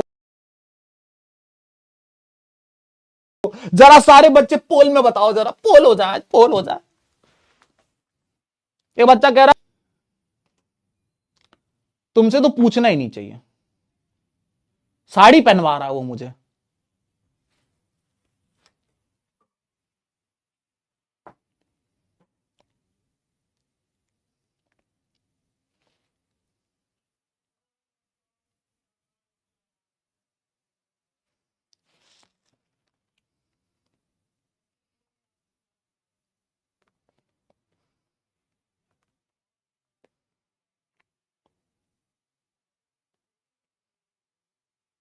कह रहा धोती पहन लो। क्वेश्चन था कि मुझे ऐसे कपड़े पहनने चाहिए कि काली शर्ट और ब्लू जींस पहननी चाहिए। हाँ, यस, 85% बालक कह रहा है अपना वार्डरोब चेंज कर लो। ये क्लिप मैं अपनी मम्मी को दिखाऊंगा और मैं उनसे बोलूंगा कि प्लीज मुझे कपड़े और खरीदने दिए जाएं। ठीक है, तो मैंने आप लोगों की बात सुन ली है। थैंक यू सो मच मेरे दोस्तों, आपका पोल देख के मुझे अच्छा लगा, बहुत अच्छी बात है। 1 मिनट जरा रुकिएगा, ये लैग क्यों हो रहा है बार बार, मैं एक बार बता देता हूं जाके। सर ये लैग क्यों हो रहा है बार बार, 2-3 बार हो गया है। चिंता नहीं करिए दोस्तों, लैग और टैग सब ठीक हो जाएगा अभी। ठीक है, अब ठीक हो जाएगा, चिंता नहीं करना। अच्छा दूसरी बात कि हाँ, मैं दूसरी बात सर आपसे कह रहा था थोड़ा सा एसी चलवा दीजिएगा। ठीक है, हाँ, तो ये हो गई, 2 बातें हो गई अपनी। अब अपन शुरू कर देते हैं दोस्तों, आगे बढ़ जाते हैं। लेकिन गांधी जी का जो नॉन कोऑपरेशन मूवमेंट का जो आइडिया था, गांधी जी का नॉन हो रहा है, लैग ठीक हो रहा है बेटा, मत परेशान हो। तो गांधी जी का नॉन कोऑपरेशन मूवमेंट का जो आइडिया था मस्त था, लेकिन उसके बावजूद देश के गांव में, रूरल एरियाज में कुछ ऐसी खबरें आने लगी जो गांधी जी के नॉन कोऑपरेशन मूवमेंट को पीछे करने लगा। क्या हुआ, आइए उसको समझते हैं। मैं आपको 3 कहानी बताऊंगा, और इस 3 कहानी से हमें पता चलेगा कि किस तरीके से गांधी जी के नॉन कोऑपरेशन मूवमेंट को गांव वालों ने गलत तरीके से मिस इंटरप्रेट किया। गांधी जी कहना कुछ चाहते थे, हो कुछ और गया। अभी जैसे मैंने तुमसे क्लियर कर लिया, पोल लगा लिया मैंने, और मैंने, तुम भारत के किसी भी कोने से मुझे देख रहे होगे, हो सकता है तुम मुझे नॉर्थ से देख रहे हो, साउथ से देख रहे हो, वेस्ट से देख रहे हो, ईस्ट से देख रहे हो सकता है तुम लड़का, हो सकता है तुम लड़की हो, लेकिन मैंने तुमसे तुरंत एक पोल लगा के पूछा कि क्या मुझे कपड़े अलग से पहनने चाहिए कि मुझे ऐसे कपड़े पहनने चाहिए। तुरंत मुझे तुम्हारा आंसर मिल गया। 85% बच्चा कह रहा है खर्चा करो। यहां तक आप लोग को समझ में आ गई, यहां तक आपको, क्योंकि हम इंटरनेट के जमाने पर रह रहे हैं, लेकिन उस टाइम पे इंटरनेट नहीं था। गांधी जी कहते थे ए, लेकिन वो गांव तक खबर पहुंचते पहुंचते जी बन जाती थी। गांधी जी कहते थे 1, लेकिन गांव तक पहुंचते पहुंचते वो 5 बन चुका होता था। तो गांधी जी के मैसेज को मिस इंटरप्रेट किया गया, और नॉन कोऑपरेशन मूवमेंट को गांधी जी जो चाहते थे वो ना होते हुए गांव में क्या हुआ वो समझते हैं। 3 कहानी मैं आपको बताऊंगा। पहली कहानी में आपको अवध के इलाके से बताऊंगा। सर ये अवध कहां है, पहला क्वेश्चन। देखो दोस्तों, आज जहां उत्तर प्रदेश और उत्तराखंड है, उस इलाके को हम लोग अवध कहते थे पहले। ठीक है, तो दरअसल हुआ क्या कि अवध में एक व्यक्ति थे जिनका नाम था बाबा रामचंद्र जी। बाबा रामचंद्र जी एक इंडेंचर्ड लेबर थे जिनको फीजी भेजा गया था। अब आपके दिमाग में 2 क्वेश्चन आ गए। पहला कि सर इंडेंचर्ड लेबर क्या होता है, दूसरा फीजी कहां होता है। दरअसल ब्रिटिशर्स एक स्कीम चलाते थे, जैसे आज हम भारतीय बाहर जाने के लिए, विदेश जाने के लिए कोशिश करते हैं ना, कि कैसे भी करके विदेश चले जाएं, उस टाइम पे भी ब्रिटिशर्स इंडियंस को एक स्कीम देते थे। विदेश जाना है, गोरे लोगों के बीच में रहना है, डॉलर में पैसे कमाने हैं, साफ हवा में सांस लेनी है, हम तुमको विदेश लेकर जाएंगे।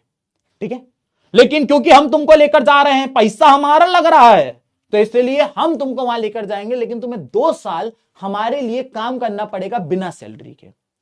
जैसे ही 2 साल पूरे हो जाए तुम आजाद हो, तुम वहां रहना चाहो, वापिस आना चाहो, वहां शादी करना चाहो, वहां लोट लगाना चाहो, हमें कोई फर्क ना पड़े। तो ब्रिटिशर्स इस तरीके से इंडिया से बाहर देशों में जो लोग लेकर जाते थे उनको कहा जाता था इंडेंचर्ड लेबर। सर मजा आ गया। कौन थे इंडेंचर्ड लेबर? बाबा रामचंद्र। सर कहां लेके गए ब्रिटिशर्स? फीजी। सर फीजी कहां है? यह है ऑस्ट्रेलिया, यह है नॉर्थ, यह है ईस्ट, और नीचे आता है वेस्ट। अगर आप वेस्ट लिख दिया, सॉरी, नीचे आता है साउथ। अगर आप ऑस्ट्रेलिया से ईस्ट की डायरेक्शन में जाएंगे तो आपको एक छोटा सा आइलैंड नेशन देखने को मिलेगा जिसका नाम है फिजी। तो बाबा रामचंद्र जी को ब्रिटिशर्स फिजी लेकर गए। जब बाबा रामचंद्र जी इंडिया वापस आए, अपने गांव पहुंचे अवध में, तो इन्होंने देखा यहां तो बहुत बुरे हाल है। और बुरे हाल ये थे कि जो बड़े बड़े तालुकदार और बड़े बड़े लैंडलॉर्ड्स थे, वो लोग क्या करते थे, क्योंकि गांव में आधे से ज्यादा लोगों के पास खुद की जमीन नहीं होती थी, तो ये लोग क्या करते थे, जो बड़े बड़े तालुकदार और लैंडलॉर्ड्स होते थे, इनकी जमीन को किराए पे लेते थे और किराए पे लेने के बाद इनकी जमीन पे खेती करते थे। इसके बदले तालुकदार और लैंडलॉर्ड किराया तो वसूलते ही थे, मोटा किराया वसूलते थे, साथ ही साथ खेती में जो भी उग रहा है उसका एक शेयर भी मांग लेते थे। बाबा रामचंद्र जी ने कहा यह बात गलत है और गांधी जी इसके खिलाफ एक मूवमेंट चला रहे हैं, तुम लोग को नहीं पता है। लोगों ने कहा क्या हो रहा है साहब? बोले नॉन कोऑपरेशन मूवमेंट। लोगों ने कहा वाह। इन्होंने कहा नॉन कोऑपरेशन मूवमेंट के अंतर्गत गांधी जी ने कहा है कि ये तालुकदार और लैंडलॉर्ड जो हैं, जो ये हाई रेंट ले रहे हैं, इसके खिलाफ हम आवाज उठा सकते हैं। इन्होंने सबसे पहले इन्होंने ये कहा कि हम लोग बनाएंगे नाई धोबी बांध। क्या बनाएंगे हम लोग? नाई धोबी बांध। नाई का मतलब होता है बार्बर और धोबी का मतलब होता है वॉशरमैन। अगर तुम ब्रिटिशर्स के बाल काटते हो छोड़ दो, अगर तुम ब्रिटिशर्स के कपड़े धोते हो छोड़ दो। ये नाई धोबी बांध इतना बढ़िया आइडिया था, इतना बढ़िया आइडिया था कि शुरुआत में गांधी जी और कांग्रेस को भी लगा बहुत बढ़िया आइडिया है, और इसीलिए अक्टूबर 1920 में एक औध किसान सभा बनाई गई और इसमें स्वयं श्री जवाहरलाल नेहरू जी आए बाबा रामचंद्र जी के पास और इन्होंने कहा बहुत बढ़िया आइडिया है, सबको बोलो, सब लोग ये काम करो। तो सर ये तो सब कुछ सही चल रहा है, लेकिन देखते ही देखते जो गांव के लोग थे वो डिसिप्लिन खो गए और उनका कंट्रोल छूट गया और इन लोगों ने तालुकदार और मर्चेंट्स के जो घर थे उनको अटैक करना शुरू कर दिया, उनको जलाना शुरू कर दिया, मार्केट में लूट मचाना शुरू कर दी। क्या कहीं से भी गांधी जी ने नॉन कोऑपरेशन मूवमेंट में यह कहा था कि जिससे तुम्हें प्रॉब्लम है उसका घर जला दो, मार्केट में चोरी करो, लूट मचाओ? देखा आपने किस तरीके से गांधी जी के मैसेज को गलत तरीके से मिस इंटरप्रेट किया गया अवध में। दूसरी कहानी आंध्र प्रदेश के गुडेम हिल्स से आई है दोस्तों। दरअसल आंध्र प्रदेश के गुडेम हिल्स में बहुत सारे ट्राइबल लोग जंगलों में रहते थे। एंसेस्ट्रल टाइम से वो जंगलों में रहते थे, उनके पापा, उनके दादा, उनके परदादा सब उसी जंगल में रहते थे। उसी जंगल की लकड़ी को इस्तेमाल करते थे वो लोग, उसी जंगल के फ्रूट्स और वेजिटेबल्स का इस्तेमाल करते थे वो लोग। और ये गोरों को उस चीज से भी प्रॉब्लम थी कि ये लकड़ी, ये फ्रूट, ये वेजिटेबल, ये मिट्टी, ये सब कुछ हमारा है, इस पे हमारा हक है, आप ट्राइबल लोग यहां पे नहीं रहोगे। और उन ट्राइबल लोगों को उन्हीं के जंगलों से, उन्हीं के घर से बाहर निकालने को बोल दिया गया। ऐसे में एक व्यक्ति थे जिनका नाम था अलूरी सीताराम राजू जी। इन्होंने लोगों को इकट्ठा किया और बोला गांधी जी कह रहे हैं नॉन कोऑपरेशन मूवमेंट लेकर आएंगे, और इस नॉन कोऑपरेशन मूवमेंट में हम लोग, ये जो ब्रिटिशर्स हमें हमारे ही जंगल से हटा रहे हैं, हम इसके खिलाफ आवाज उठा सकते हैं। लोगों ने कहा ये तो बहुत अच्छी बात है, लेकिन इन्होंने कहा मैं खुद गांधी जी का बहुत बड़ा सपोर्टर हूं, लेकिन मैं गांधी जी की एक बात से वाकिफ नहीं रखता हूं, वो है नॉन वायलेंस।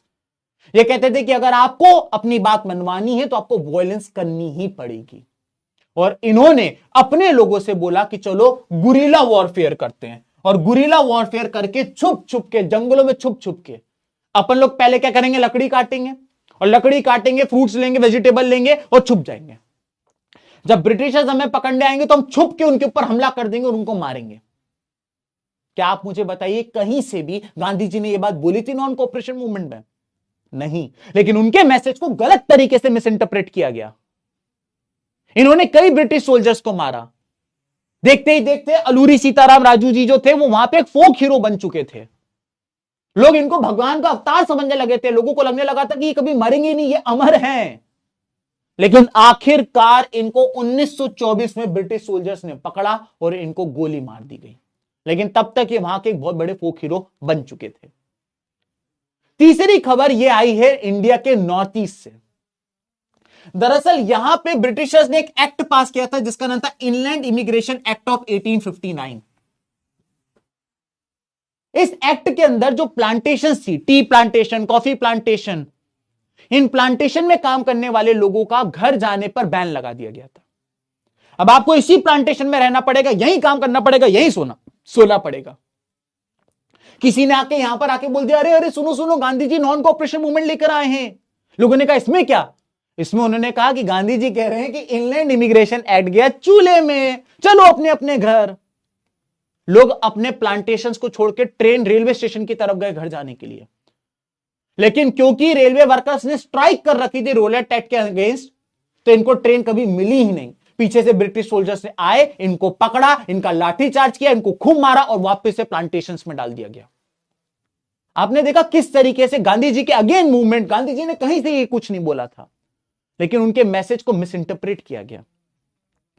अरे हद तो तब हो गई जब फरवरी 1922 में उत्तर प्रदेश के गोरखपुर डिस्ट्रिक्ट में एक चौरी चौरा नाम का पुलिस स्टेशन था। कुछ भीड़ उस चौरी चौरा पुलिस स्टेशन के आसपास प्रोटेस्ट कर रही थी, लेकिन देखते ही देखते जो भीड़ थी ये वॉयलेंट हो गई थी और इस भीड़ ने चौरी चौरा पुलिस स्टेशन में आग लगा दी। इस आगजनी के अंदर 22 पुलिस वाले मारे गए थे दोस्तों। और इस वक्त गांधी जी ने डिसाइड किया इनफ इज इनफ।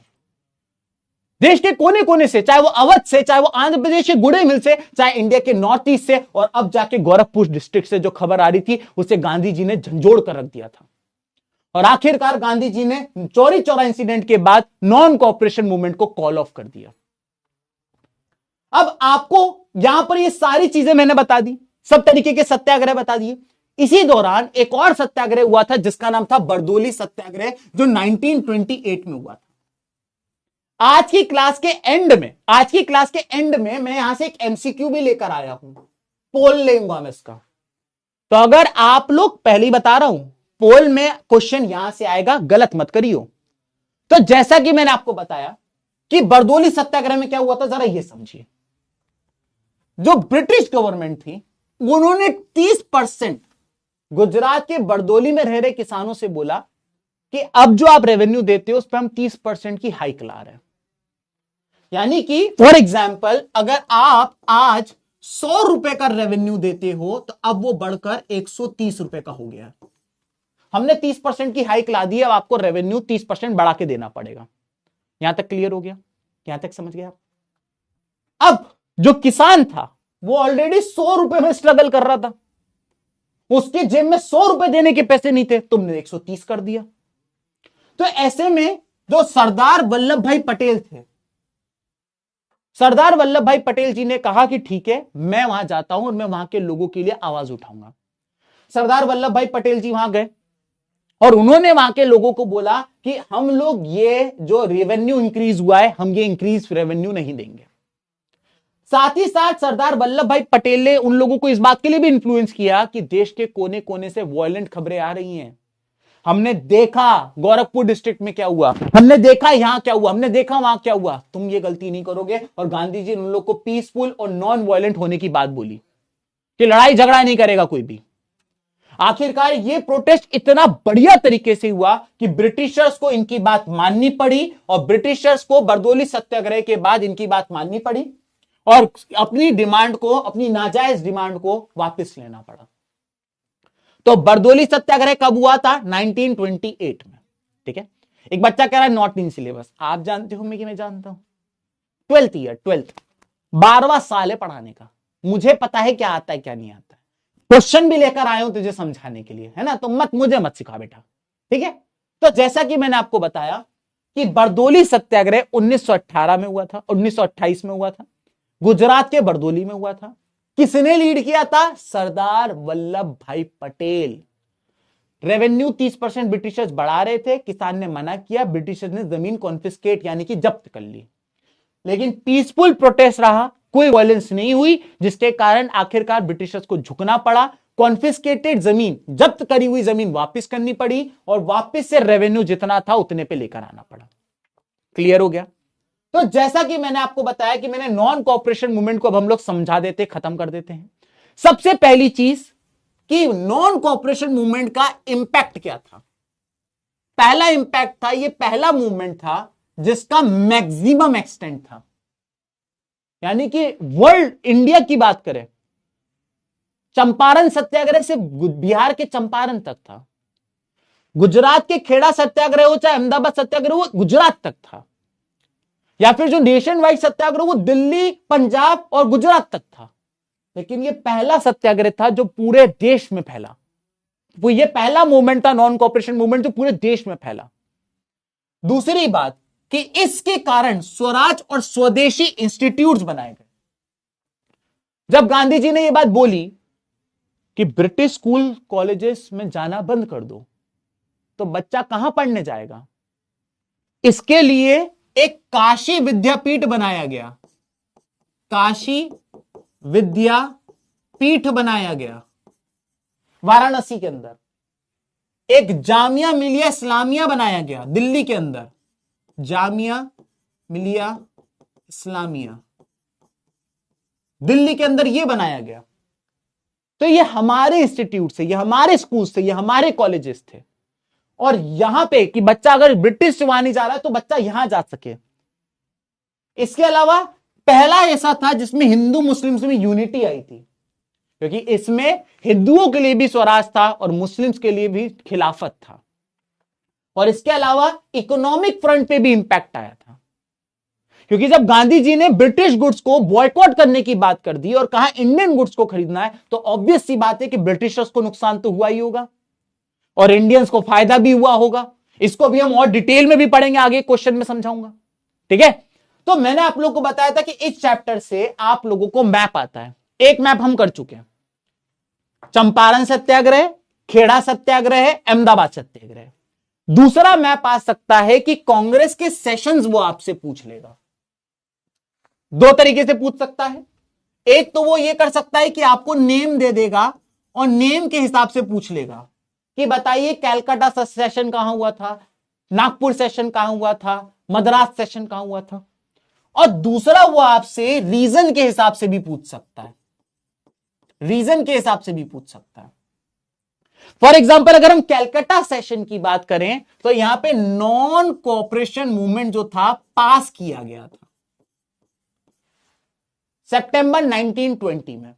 अक्टूबर में गांधी जी का बर्थडे था, पार्टी चली, नवंबर तक पार्टी चली, दिसंबर 1920 में नॉन कोऑपरेशन मूवमेंट जो था वो अडॉप्ट किया गया था। आगे जाके मैं आपको बताऊंगा कि एक साइमन कमीशन आई थी और उस साइमन कमीशन के खिलाफ आवाज उठाने के लिए, एक साइमन कमीशन के खिलाफ आवाज उठाने के लिए एक सेशन किया गया था जो कि तमिलनाडु के मद्रास में किया गया था, जिसे आज आप चेन्नई कहते हो। ठीक है, तो सबसे पहले आइए एक एक करके हम इसे प्लॉट कर देते हैं। आपको यहां पे एक पान के पत्ते जैसा शेप देखने को मिलेगा। इसकी टिप पे पान के पत्ते की टिप पे आपको मिलेगा कैलकाटा सेशन। तो ये हो गया हमारा कैलकाटा सेशन। फिर आपको आ जाता है नागपुर सेशन, नागपुर आपको यहां देखने को मिलेगा, नागपुर सेशन। फिर आ जाता है आपका मद्रास सेशन, मद्रास सेशन आपको यहां देखने को मिलेगा, मद्रास सेशन। मैप 19-20 चल जाता है। जरूरी नहीं है कि तुम ये जहां पे मैंने बनाया तुम थोड़ा आगे थोड़ा पीछे कर सकते हो, थोड़ा थोड़ा कर सकते हो। एग्जैक्ट तो मुझे नहीं पता, तुम्हें क्या पता होगा। जब भी मैंने एग्जैक्ट लोकेशन भी आप लोगों के लिए प्लॉट करके दी थी। यहां तक समझ में आ गया? इतना समझ में आ गया तो एक बार सारे बच्चे थम्स अप दे दो, तब तक हम पिएंगे पानी। आज क्लास में तो पानी ही नहीं पिया है, इतने जोश में पढ़ा रहे हैं मालिक।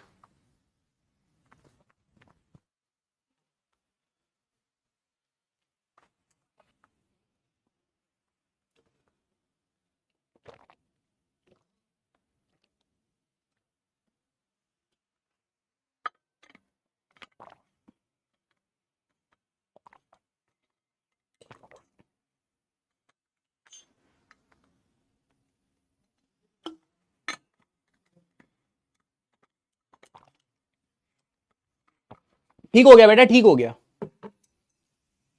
मैंने देखा लैग हुआ था, मैंने भी देखा लैग हुआ था, लेकिन अब वो ठीक हो गया है। कोई बात नहीं, कोई बात नहीं।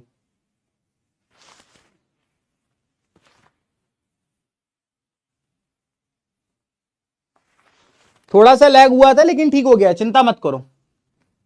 बहुत बढ़िया, बहुत बढ़िया, थम्स अप आ गए मेरे पास। आगे बढ़ जाते हैं दोस्तों, अगले टॉपिक पे जा रहे हैं हम लोग। सबसे पहला कि नॉन कोऑपरेशन मूवमेंट धीमे धीमे स्लो डाउन क्यों कर गया। धीमे धीमे non cooperation movement slow down क्यों कर गया? अच्छा क्वेश्चन है ये, एग्जाम में क्वेश्चन पूछे जाने वाला क्वेश्चन है कि ये धीमे धीमे स्लो डाउन क्यों कर गया।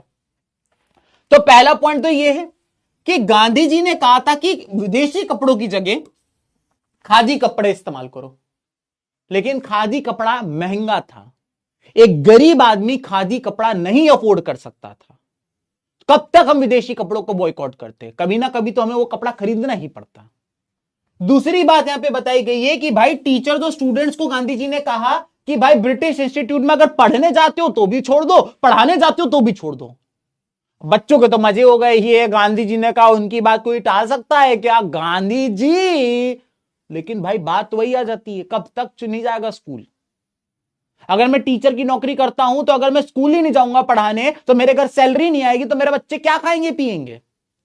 तो यहां पे ये वाली बात बताई गई है कि गांधी जी ने बोला कि इसको बॉयकॉट करो। अब तुम बोलोगे सर काशी विद्यापीठ तो बना था, जामिया मिलिया इस्लामिया तो बना था। काशी विद्यापीठ विद्यापीठ वाराणसी में बना एक, जामिया मिलिया इस्लामिया दिल्ली में बना एक। क्या पूरे दिल्ली का बच्चा जामिया मिलिया इस्लामिया में पढ़ लेगा? या पूरे वाराणसी का बच्चा काशी विद्यापीठ में पढ़ लेगा? और बाकी शहर के बच्चों को क्या होगा? इन दो रीजंस के कारण नॉन कोऑपरेशन मूवमेंट धीमे धीमे करके स्लो डाउन हुआ और आगे जाके तो खत्म ही हो गया। अगला क्वेश्चन 2012 का क्वेश्चन है कि बताइए नॉन कोऑपरेशन मूवमेंट का विड्रॉ करने का गांधी जी का मेन रीजन क्या था? मेन रीजन तो एक ही था, चौरी चौरा इंसिडेंट, 22 पुलिस वाले मारे गए थे। इसके अलावा पूछा गया है कि ट्राइबल पीजेंट्स ने गांधी जी के मैसेज को गलत तरीके से इंटरप्रेट किया। तो यहां पर आपको दो केस बताने हैं, एक आपको अवध की बाबा रामचंद्र की कहानी बतानी है और दूसरा आंध्र प्रदेश के गुडे मिल्स में अलूरी सीताराम राजू की कहानी बतानी है। यह आपके सामने मैंने लिख के रखा हुआ है, आपको कोई भी दिक्कत नहीं है। लेक्चर खत्म होने के बाद नोट्स को करें डाउनलोड और ये सब करें याद। डन हो गई बात, आगे बढ़ जाते हैं। आपसे पूछ रहा है, मैंने आपको पहले भी बताया था, मैं जब आपको impact of non cooperation movement पढ़ा रहा था तब मैंने एक बात बोली थी कि इसको मैं आगे डिटेल में और पढ़ाऊंगा। नॉन कोऑपरेशन मूवमेंट में गांधी जी ने कहा था विदेशी चीजों का इस्तेमाल करना बंद करो और देसी स्वदेशी चीजों का इस्तेमाल करो। तो इससे ब्रिटिशर्स को क्या नुकसान हुआ और भारतीयों को क्या फायदा हुआ ये बताओ। तो देखो सबसे पहला फायदा तो ये हुआ कि जब फॉरेन गुड्स को बॉयकॉट किया गया, लिकर शॉप्स को पिकेटेड किया गया। पिकेटेड का मतलब होता है जब आप किसी के गेट पर ही बैठ जाओ और उसको खुलने ही ना दो तो उसे पिकेटेड करना कहते हैं। तो ब्रिटिश कपड़ों का बॉयकॉट हुआ, महिलाएं लिकर शॉप के सामने बैठ गई कि हम इसको खुलने ही नहीं देंगे। लोगों के पास जो ब्रिटिश कपड़े थे लोगों ने उसको जलाना शुरू कर दिया। ऑल्दो इसको मैं सपोर्ट नहीं करता हूं, क्योंकि अगर तुमने ब्रिटिशर्स से कोई कपड़ा खरीद लिया है तो अगर तुम जलाओगे तो इससे ब्रिटिशर्स का नुकसान नहीं तुम्हारा नुकसान है, क्योंकि उनके पास तो पैसा जा चुका है। तुमने जिसका पैसा दे दिया अब तुम उसको जला रहे हो। अब या तो यह है कि तुम गुस्सा इतना थे तो सिंबॉलिकली है। दूसरी बात, क्योंकि गांधी जी ने यह बात बोली थी कि ब्रिटिश कपड़े मत पहनो, तो जहां पहले 102 करोड़ के कपड़े भारत में आते थे वो घट के 57 करोड़ के हो गए, जस्ट हाफ।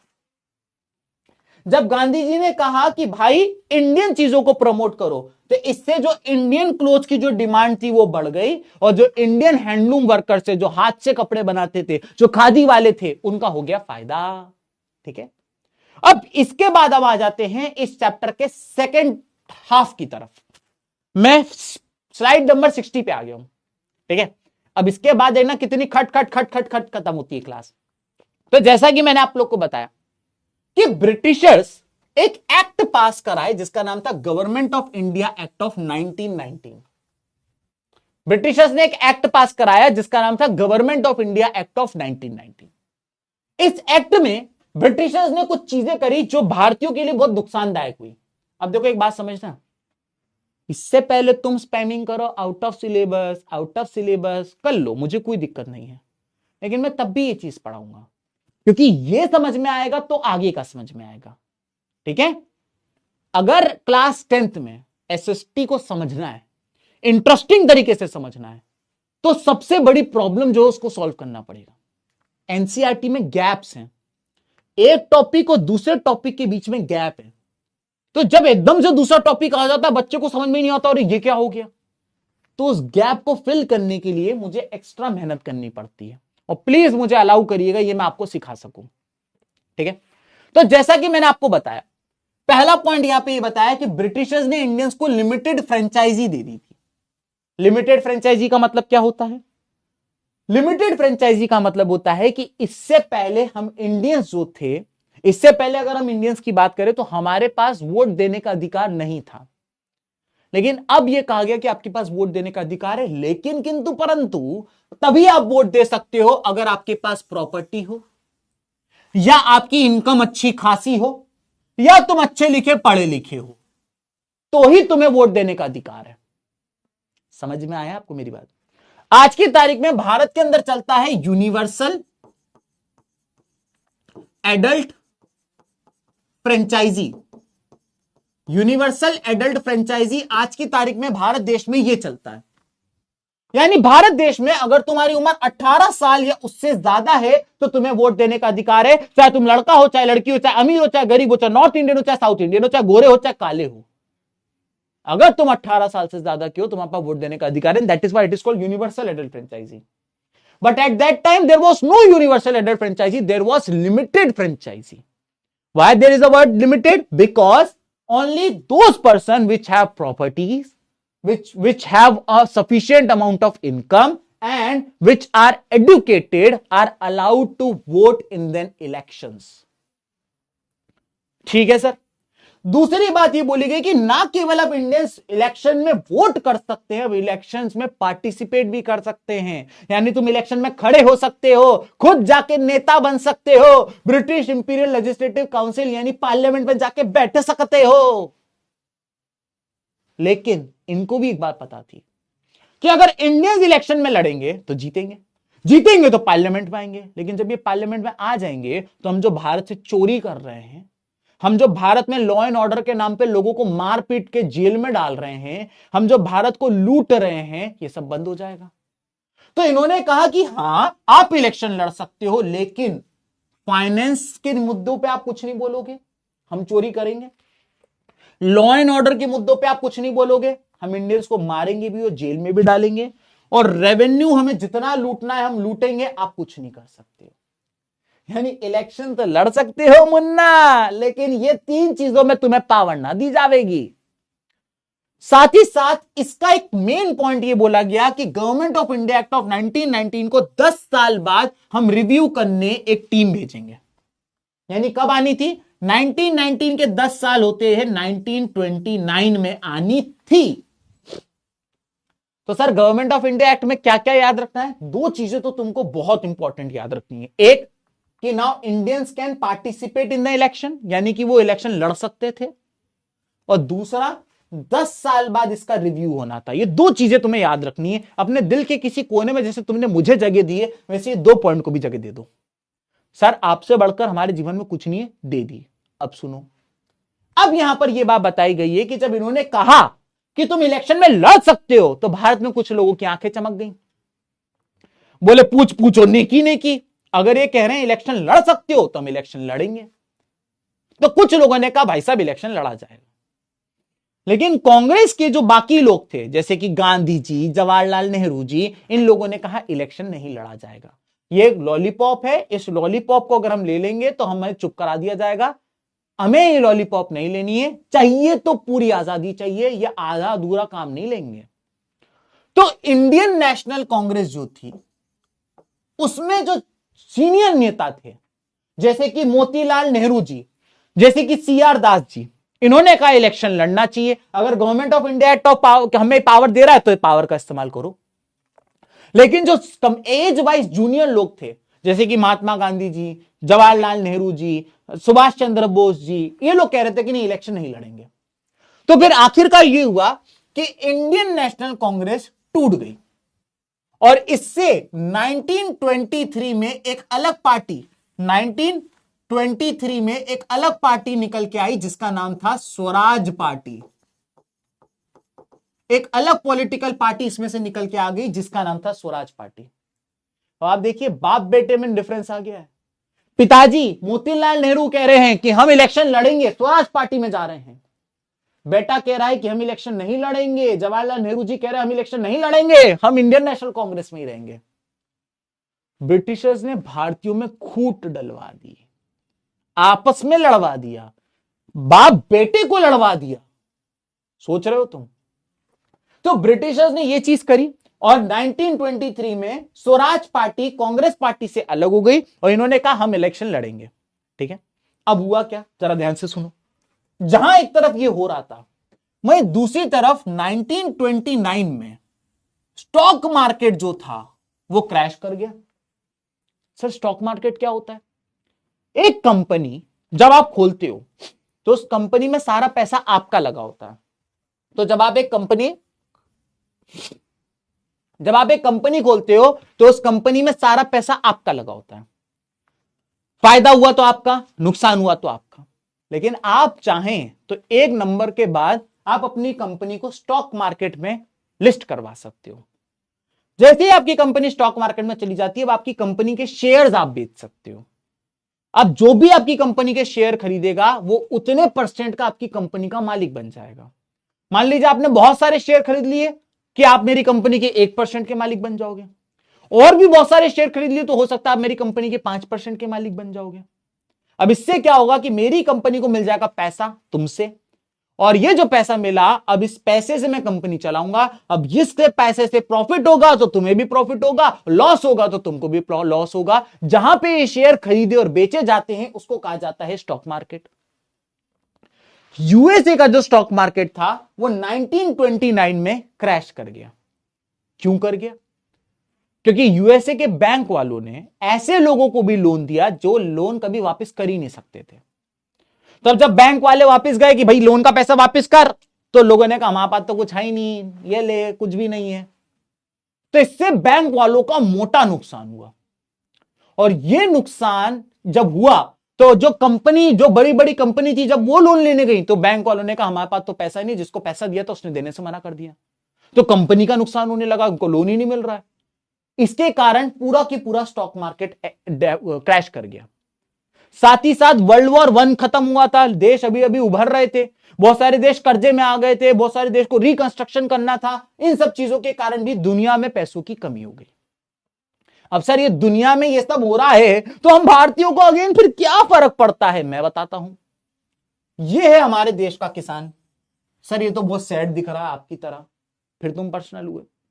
ये जो किसान है, ये जो भी उगाता था, ये बहुत सारा चीज इंडिया के बाहर एक्सपोर्ट करता था, इंडिया के बाहर भेजता था, एक्सपोर्ट करता था।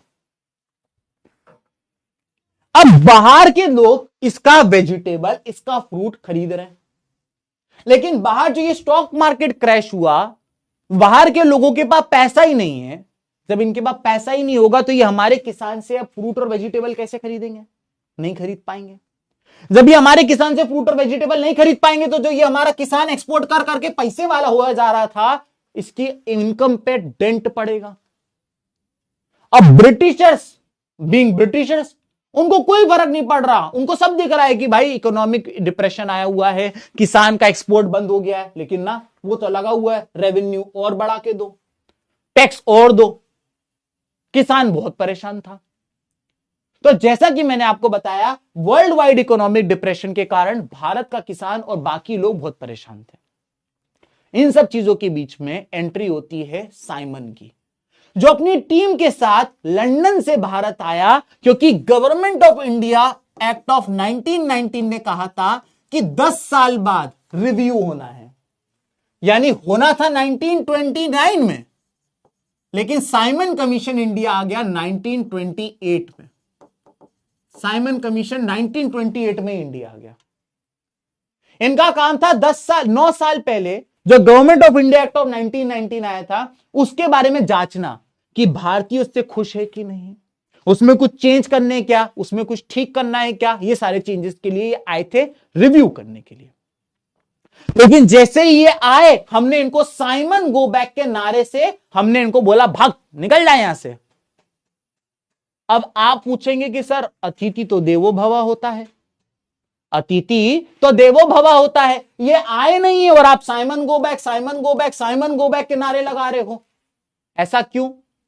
क्योंकि साइमन कमीशन के अंदर एक भी इंडियन नहीं था।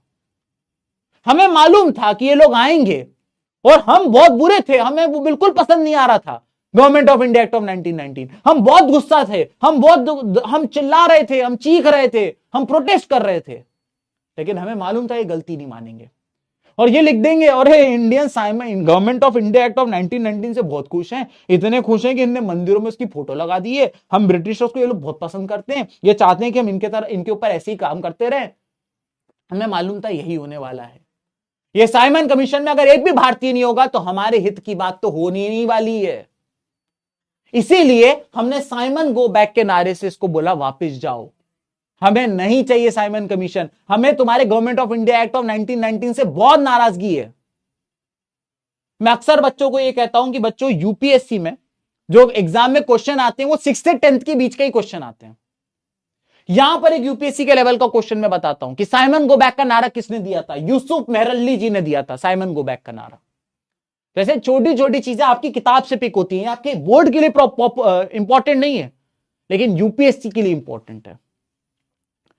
तो जब साइमन कमीशन को इतना बैकलैश आया, तो उस टाइम के जो इंडिया के वॉइसरॉय थे जिसका नाम था इरविन, वो तो भौचक्का रह गया, हैरान जब परेशान हो गया, बोले ये क्या हो गया। अब तुम बोलोगे ये वाइसरॉय कौन होता है। देखिए आपको पता होगा कि यूनाइटेड किंगडम के ऊपर या तो कोई किंग बैठता था या तो कोई क्वीन बैठती थी। यूनाइटेड किंगडम के ऊपर या तो कोई किंग बैठता था या तो क्वीन बैठती थी। यूनाइटेड किंगडम ने पूरी दुनिया में अपनी कॉलोनीज बनाई थी, और वो कॉलोनी किंग और क्वीन के ऑर्डर पे चलती थी। अब भारत एक कॉलोनी है, किंग या क्वीन खुद तो आएगा नहीं भारत। पाकिस्तान एक कॉलोनी है, किंग या क्वीन खुद तो आएंगे नहीं पाकिस्तान। तो ये लोग क्या करते थे, हर कॉलोनी के ऊपर एक वॉइसरॉय बिठा देते थे। हर कॉलोनी के ऊपर एक वॉइसरॉय होता था। अफ्रीका में कोई कॉलोनी, वहां पे एक वॉइसरॉय, इंडिया में कोई कॉलोनी, वहां पे एक वॉइसरॉय, इंडोनेशिया में कॉलोनी, वहां पे एक वॉइसरॉय, ऑस्ट्रेलिया में कॉलोनी, वहां पे एक वॉइसरॉय।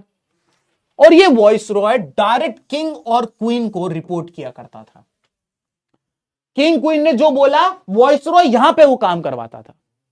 अब मैं यहां पर एक बात क्लियर बोल दूं, मैं इन वॉइसरॉयज को, गवर्नर जनरल्स को लॉर्ड नहीं बोल पाता हूं। क्वीन ने ऐसा कोई खास काम किया नहीं दोस्तों कि इनको लॉर्ड की उपाधि दी जाए। इनने हमारे भारतीयों को मारा, हमारे देश को लूटा, हमारे देश के लोगों को ह्यूमिलिएट किया। तो लॉर्ड तो मेरे मुंह से ना निकल पाए। अगर किताब में आपकी लॉर्ड इरविन लिखा भी हो तो आपके ऊपर है, आप लिखना चाहें तो लिखे, ना लिखना चाहें तो आपकी मर्जी। तो ये थे वॉइसरॉय इरविन। साइमन कमीशन को मिले बैकलैश से ये काफी घबरा गए। इन्होंने कहा इंडियंस इतने एक हो गए हैं, क्या करें। तो इन्होंने अक्टूबर 1929 में भारतीयों को डोमिनियन स्टेटस ऑफर किया। क्या ऑफर किया? Dominion status. यानी इंडियन से कहा कि ठीक है, क्या चाहिए? आजादी। ठीक है, काम करते हैं, हम आपको थोड़ी सी पावर देने को तैयार हैं। कॉन्स्टिट्यूशन बनाना चाहते हो खुद का, तुम्हारी उसमें भी हेल्प करेंगे, लेकिन तुम रहोगे अभी भी हमारे किंग और क्वीन के अंडर ही। थोड़ी सी पावर दे देंगे, कॉन्स्टिट्यूशन भी बनवा देंगे, लेकिन तुम रहोगे अभी भी हमारे किंग और क्वीन के अंडर में। समझ गए तुम मेरी बात को? तो इस तरीके की बात करी गई और साथ ही बोला गया कि जो ये तुम्हारा कॉन्स्टिट्यूशन बनाएंगे ना, हम इस कॉन्स्टिट्यूशन को बनाने के लिए आप लोग चलिए लंदन, क्योंकि हमारे किंग क्वीन सारे बड़े बड़े मिनिस्टर्स सब लंदन बैठते हैं। तो हम लंदन में करेंगे राउंड टेबल कॉन्फ्रेंस, और इन राउंड टेबल कॉन्फ्रेंस में भारत का फ्यूचर कॉन्स्टिट्यूशन कैसा होगा उसको हम डिस्कस करेंगे। अब देखा, ब्रिटिशर्स डर गए। साइमन गो बैक, ऐसा बैकलैश मिला साइमन को कि ये डोमिनियन स्टेटस पे उतर गया। लेकिन हमें तो चाहिए थी पूर्ण स्वराज। और कांग्रेस ने under the leadership of Jawaharlal Nehru, Congress ने लाहौर में एक सेशन किया था। मैंने आपको थोड़ी देर पहले बताया था कांग्रेस के अलग अलग सेशंस होते थे। तो जो लाहौर का सेशन था दिसंबर 1929 में हुआ, उसमें हमने इरविन के डोमिनियन स्टेटस को पूरी तरीके से रिजेक्ट किया और हमने कहा लेंगे तो पूर्ण स्वराज, लेंगे तो पूरी आजादी, चाहिए आधी अधूरी तो अपने पास ही रख ले। जवाहरलाल नेहरू जी ने दिसंबर 1929 के कांग्रेस के लाहौर सेशन से कहा कि हम 26 जनवरी 1930 को देश का इंडिपेंडेंस डे घोषित करते हैं। इंडिपेंडेंस डे घोषित करते हैं। ब्रिटिशर्स से कहा दिसंबर चल रहा है, 26 जनवरी में आने में 1 महीना है, 1 महीना है तुम्हारे पास, अपना बैग पैक करो, अपने लोगों को इकट्ठा करो और निकल यहां से, हमारा देश खाली कर दो तुम लोग। लेकिन इसको अब आपको मैं एक बात क्लियर कर दूं कि सर इंडिपेंडेंस डे तो 15 अगस्त आता है, आपने तो 26 जनवरी को इंडिपेंडेंस डे लिख दिया, ऐसा क्यों? ऐसा इसलिए क्योंकि आजादी का दिन हमने ये डिसाइड करा, लेकिन हमारे कहने पे ब्रिटिशर्स जा रहे होंगे क्या? नहीं गए, तो वो 17 साल बाद ही। तो फिर इस दिन की सिग्निफिकेंस ना खो जाए, तो जिस दिन ब्रिटिशर्स गए 15 अगस्त 1947 को, हमने इंडिपेंडेंस डे उसको जरूर घोषित कर दिया, लेकिन इस दिन की सिग्निफिकेंस बनाए रखने के लिए जब हमारा कॉन्स्टिट्यूशन आया उसको हमने लागू इस दिन से कराया। तो कॉन्स्टिट्यूशन को लागू हमने इस दिन से कराया, इसीलिए अब 26 जनवरी को हम रिपब्लिक डे घोषित करते हैं और 15 अगस्त को हम लोग इंडिपेंडेंस डे घोषित करते हैं दोस्तों। फिर क्या हुआ सर, कहानी पे वापस आइए। तो जब नेहरू जी ने लाहौर कांग्रेस में यह कहा कि हम डोमिनियन स्टेटस को रिजेक्ट करते हैं, हमें चाहिए पूर्ण स्वराज, और 26 जनवरी तक का टाइम है देश को आजादी देने के लिए, प्रॉब्लम यह हुई कि इस बात को बहुत ही कम अटेंशन मिला। भारतीयों ने इस बात को इतना ध्यान से सुना ही नहीं जितना ध्यान से उनको सुनना चाहिए था। फिर क्या करते, यहां तो पोपट सी हो गई, भाई हमारा काम ही नहीं हुआ, ब्रिटिशर्स ने कहा इनको आजादी चाहिए थी, यूनिटी नहीं है, कोई बात ही नहीं कर रहा है आजादी की। आखिरकार फिर गांधी जी ने कहा चलो मेरे पास एक आइडिया है। गांधी जी ने 31 जनवरी को, क्योंकि भाई डेट तो निकल गई, 26 जनवरी की डेट थी, तो गांधी जी ने 31 जनवरी को इरविन को एक लेटर लिखा। उस लेटर पे गांधी जी ने 11 डिमांड्स लिखी। उस डिमांड में सब कुछ था, अमीरों के लिए भी कुछ चीजें थी, गरीबों के लिए भी थी, हिंदुओं के लिए भी थी, मुस्लिम्स के लिए भी थी, सब लोगों के लिए कुछ ना कुछ उसमें लिखा हुआ था। और गांधी जी ने कहा कि ये डिमांड्स हैं, ये 11 डिमांड्स अगर तुमने नहीं मानी तो तुम इसको एक अल्टीमेटम समझो कि तुमने अगर इरविन मेरी डिमांड नहीं मानी तो मैं सिविल डिसोबीडियंस मूवमेंट लॉन्च कर दूंगा।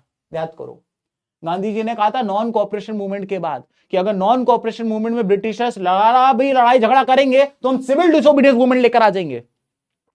तो गांधी जी ने उस 11 डिमांड को इरविन को कहा ये तेरे लिए अल्टीमेटम है, ये 11 डिमांड्स मान ले, नहीं तो मैं सिविल डिसोबीडियंस मूवमेंट लॉन्च कर दूंगा। इन 11 डिमांड्स में हर तरीके की डिमांड थी, हर तरीके की डिमांड थी इस 11 डिमांड में। उनमें से एक डिमांड थी नमक बनाने की, ठीक है, उनमें से एक डिमांड थी नमक बनाने की। अब नमक बनाने की डिमांड क्यों थी? क्योंकि देखो नमक पे क्या होता था, ध्यान से सुनना, पहले क्या होता था, नमक भारत में कोई भी बना सकता था। तो हम भारतीय क्या करते थे, समुद्र किनारे जाते थे, नमक पानी निकालते थे, पानी इवेपोरेट करते थे, नमक बच जाता था, नमक हम बेच के पैसा कमा रहे थे। ब्रिटिशर्स ने यहां पे अपनी मोनोपोली बना दी और कहा कि नमक अब आप लोग नहीं बनाओगे, हम ही बनाएंगे। तो एक तो इस बात से हम बहुत परेशान थे, दूसरी बात इससे भी हम परेशान थे कि नमक एक ऐसी चीज जो सब यूज करते थे, चाहे अमीर हो चाहे गरीब हो, सबको नमक चाहिए। तो गांधी जी ने नमक को इसलिए इस्तेमाल किया ताकि अमीर गरीब सब इससे कनेक्ट कर सकें। तो जब गांधी जी ने 11 डिमांड्स लिखी तो तुमको क्या लगता है इरविन मान जाएगा? इरविन ने कहा जाओ नहीं मानते। फिर क्या था, गांधी जी ने कहा नहीं मानते, इरविन ने कहा नहीं मानते, तो गांधी जी ने सिविल डिसोबीडियंस मूवमेंट की शुरुआत करने के लिए गांधी जी अपने 78 फॉलोअर्स के साथ अपने आश्रम डांडी से निकले, साबरमती से निकले, सॉरी, गांधी जी अपने 78 फॉलोअर्स के साथ साबरमती निकले और इनका यह प्लान था कि ये साबरमती से, साबरमती में इनका आश्रम था, साबरमती से ये डांडी जाने वाले थे और ये वहां जाके 11 डिमांड में से एक डिमांड ये थी कि नमक पे प्रोडक्शन पे जो बैन लगाए वो हटाओ, हम वहां जाके, डांडी एक बीच था, हम वहां जाके नमक बनाएंगे और ये वाला नियम सबसे पहले तोड़ेंगे। तो गांधी जी अपने 78 फॉलोअर्स के साथ साबरमती से डांडी 240 माइल्स की ये डिस्टेंस को 10 दिन के अंदर कवर करते हैं, यानी एक दिन में लगभग 24 माइल चलते हैं गांधी जी। अब सवाल ये उठता है गांधी जी पैदल क्यों चले? गाड़ी कर लेते, घोड़ा कर लेते, पैदल क्यों चले? क्योंकि गांधी जी ने इससे पहले नॉन कोऑपरेशन मूवमेंट में या फिर सत्याग्रह में एक चीज सीख ली थी कि हम इंडियंस ट्रेंड नहीं थे, हम इंडियंस डिसिप्लिन में नहीं रह पाते थे। गांधी जी कुछ कहते थे, गांव तक वो बातें कुछ और ही पहुंच जाती थी। तो इस बार गांधी जी टाइम लेना चाहते थे और गांव गांव जाके सत्याग्रही को ये बताना चाहते थे what are the dos and what are the don'ts. इस बार क्या करना है और क्या नहीं करना है, ये गांधी जी खुद बताना चाहते थे। तो गांधी जी साबरमती से दांडी 240 माइल्स 10 दिन में कवर किए अपने 78 फॉलोअर्स के साथ। आखिरकार गांधी जी वहां पहुंचे और गांधी जी ने वहां जाने के बाद वहां पे ब्रिटिशर्स उनका वेट कर रहे थे। गांधी जी अपने फॉलोअर्स के साथ गए, समुद्र से पानी निकाला, ब्रिटिशर्स उनको देख रहे थे, गांधी जी उनको लेकर आए, पानी को गर्म किया, ब्रिटिशर्स देख रहे थे, पानी इवेपोरेट हो गया, नमक बन गया, ब्रिटिशर्स उनको देख रहे थे, गांधी जी ने नमक उठा के ब्रिटिशर्स को दिखाया, देखो नमक बन गया। उसके बाद ब्रिटिशर्स ने अपना आपा खो दिया और ब्रिटिशर्स ने गांधी जी को उठा के जेल में डाल दिया। अब्दुल गफ्फार खान जो कांग्रेस के बहुत बड़े नेता थे उनको भी उठा के जेल में डाल दिया। अब अब्दुल गफ्फार खान को जेल में डाल दिया गया, लाठीचार्ज हो गया लोगों के ऊपर, तो पब्लिक सड़क पे आ गई। जैसे ही पब्लिक सड़क पे आ गई तो ब्रिटिशर्स ने क्या करा, फायरिंग शुरू कर दी और लोगों को मारना शुरू कर दिया। देखते ही देखते अब्दुल गफ्फार खान, गांधी जी जैसे 1 लाख लोगों को ब्रिटिशर्स ने उठा के जेल में डाल दिया। इस बात से हैरान परेशान होके कि इतने सारे लोग मर रहे हैं, इतने सारे लोग जेल जा रहे हैं, गांधी जी ने इरविन से कहा ठीक है मैं तेरे साथ गांधी इरविन पैक्ट करने को तैयार हूं, गांधी इरविन पैक्ट करने को तैयार हूं। और 5 मार्च 1931 में गांधी जी ने इरविन के साथ एक एग्रीमेंट साइन किया। उस एग्रीमेंट में गांधी जी ने कहा कि जो अभी अभी मैंने सिविल डिसोबीडियंस मूवमेंट लॉन्च किया था, मैं उस सिविल डिसोबीडियंस मूवमेंट को कॉल ऑफ करने को तैयार हूं। मैं सिविल, कहीं मैंने यहां पे लिख भी रखा होगा, कहां लिखा ये देखो, मैं सिविल डिसोबीडियंस मूवमेंट को कॉल ऑफ करने को तैयार हूं, लेकिन मैं सिविल डिसोबीडियंस मूवमेंट को कॉल ऑफ भी कर दूंगा। और तुमने थोड़ी देर पहले हमें ऑफर दिया था कि लंदन जाओ, राउंड टेबल कॉन्फ्रेंस में कॉन्स्टिट्यूशन बनाने में हेल्प करोगे, मैं तुम्हारी सेकंड राउंड टेबल कॉन्फ्रेंस में भी चलने को तैयार हूं, लेकिन उसके बदले अब्दुल गफ्फार खान, कांग्रेस के बाकी लीडर्स जिनको तुमने अरेस्ट किया उनको छोड़ना पड़ेगा और लोगों के ऊपर गोली चलाना बंद करना पड़ेगा। अब तुम बोलोगे कि sir second round table conference क्या और भी हो चुकी थी क्या? बिल्कुल। अब मैं आपको बताना चाहता हूं, टोटल 3 राउंड टेबल कॉन्फ्रेंस हुई थी, 1, 2, 3। पहली राउंड टेबल कॉन्फ्रेंस जो हुई थी उसमें गांधी जी और कांग्रेस नहीं गए थे, उसमें सिर्फ BR अंबेडकर और मुस्लिम लीग गई थी, क्योंकि इस टाइम पे ये लोग लाहौर सेशन से पूर्ण स्वराज मांग रहे थे, सिविल डिसोबीडियंस मूवमेंट लॉन्च कर रहे थे, दांडी यात्रा कर रहे थे। लेकिन पुलिस की लाठी के कारण और लोगों को अरेस्ट करने के कारण, भारतीयों की जान जाने के कारण सेकेंड राउंड टेबल कॉन्फ्रेंस में गांधी जी खुद गए और तीसरी राउंड टेबल कॉन्फ्रेंस में वापस से गांधी जी नहीं गए। तो आपको एग्जाम में 2 तरीके के क्वेश्चन आ सकते हैं। पहला कि बताइए टोटल कितनी राउंड टेबल कॉन्फ्रेंस हुई थी, तो आपको जवाब देना है 1, 2, 3। दूसरा, बताइए कौन ऐसा था जिसने तीनों राउंड टेबल कॉन्फ्रेंस अटेंड करी थी? BR अंबेडकर मुस्लिम लीग, BR अंबेडकर मुस्लिम लीग, BR अंबेडकर मुस्लिम लीग, तीनों करी थी। तीसरा, बताइए गांधी जी ने और कांग्रेस ने कौन सी राउंड टेबल कॉन्फ्रेंस अटेंड करी थी? सिर्फ और सिर्फ second round table conference Gandhi ji और कांग्रेस ने अटेंड करी थी। अब तुम बोलोगे सर गांधी जी ने जब ये बात बोल दी कि मैं चलने को तैयार हूं, तो गांधी जी बस सेकेंड में क्यों गए, थर्ड में क्यों नहीं गए, ऐसा क्या हुआ? जब गांधी जी वहां गए तो उनको पता चला ये तो धोखा था, क्योंकि वहां पे कोई उनकी बात सुनने को तैयार नहीं। सेकेंड राउंड टेबल कॉन्फ्रेंस में गांधी जी कुछ भी बोले उनकी सुने ना, ये लोग सिर्फ अंबेडकर साहब की और मुस्लिम लीग की सुने गांधी जी को चिढ़ाने के लिए। इस बात से परेशान होकर गांधी जी लंदन से वापस आए, लेकिन जब वो वापस आए तो उनको पता चला उनके साथ तो बहुत बड़ा गेम हो गया है, क्योंकि जब गांधी जी लंदन में थे, यहां इंडिया के अंदर ब्रिटिशर्स ने अब्दुल गफ्फार खान, जवाहरलाल नेहरू को वापस से जेल में डाल दिया, इंडियन नेशनल कांग्रेस को इल्लीगल घोषित कर दिया। यह खबर पढ़ते ही गांधी जी को समझ में आ गया कि भाई साहब मोटा धोखा हो गया मेरे साथ, और गांधी जी ने डिसाइड किया कि वो civil disobedience movement part 2 launch करेंगे। लेकिन 1 साल के अंदर ही सिविल डिसोबीडियंस मूवमेंट 2.0 फ्लॉप हो गया, बंद हो गया। सवाल ये उठता है कि ऐसा क्यों सर, सिविल डिसोबीडियंस मूवमेंट बंद क्यों हो गया?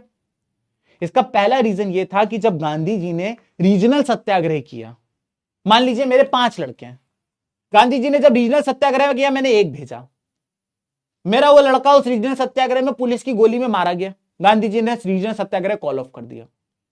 गांधी जी ने नॉन कोऑपरेशन मूवमेंट किया, मैंने अपना एक और लड़का भेजा, पुलिस की फायरिंग में मेरा वो लड़का भी मारा गया, गांधी जी ने नॉन कोऑपरेशन मूवमेंट भी कॉल ऑफ कर दिया।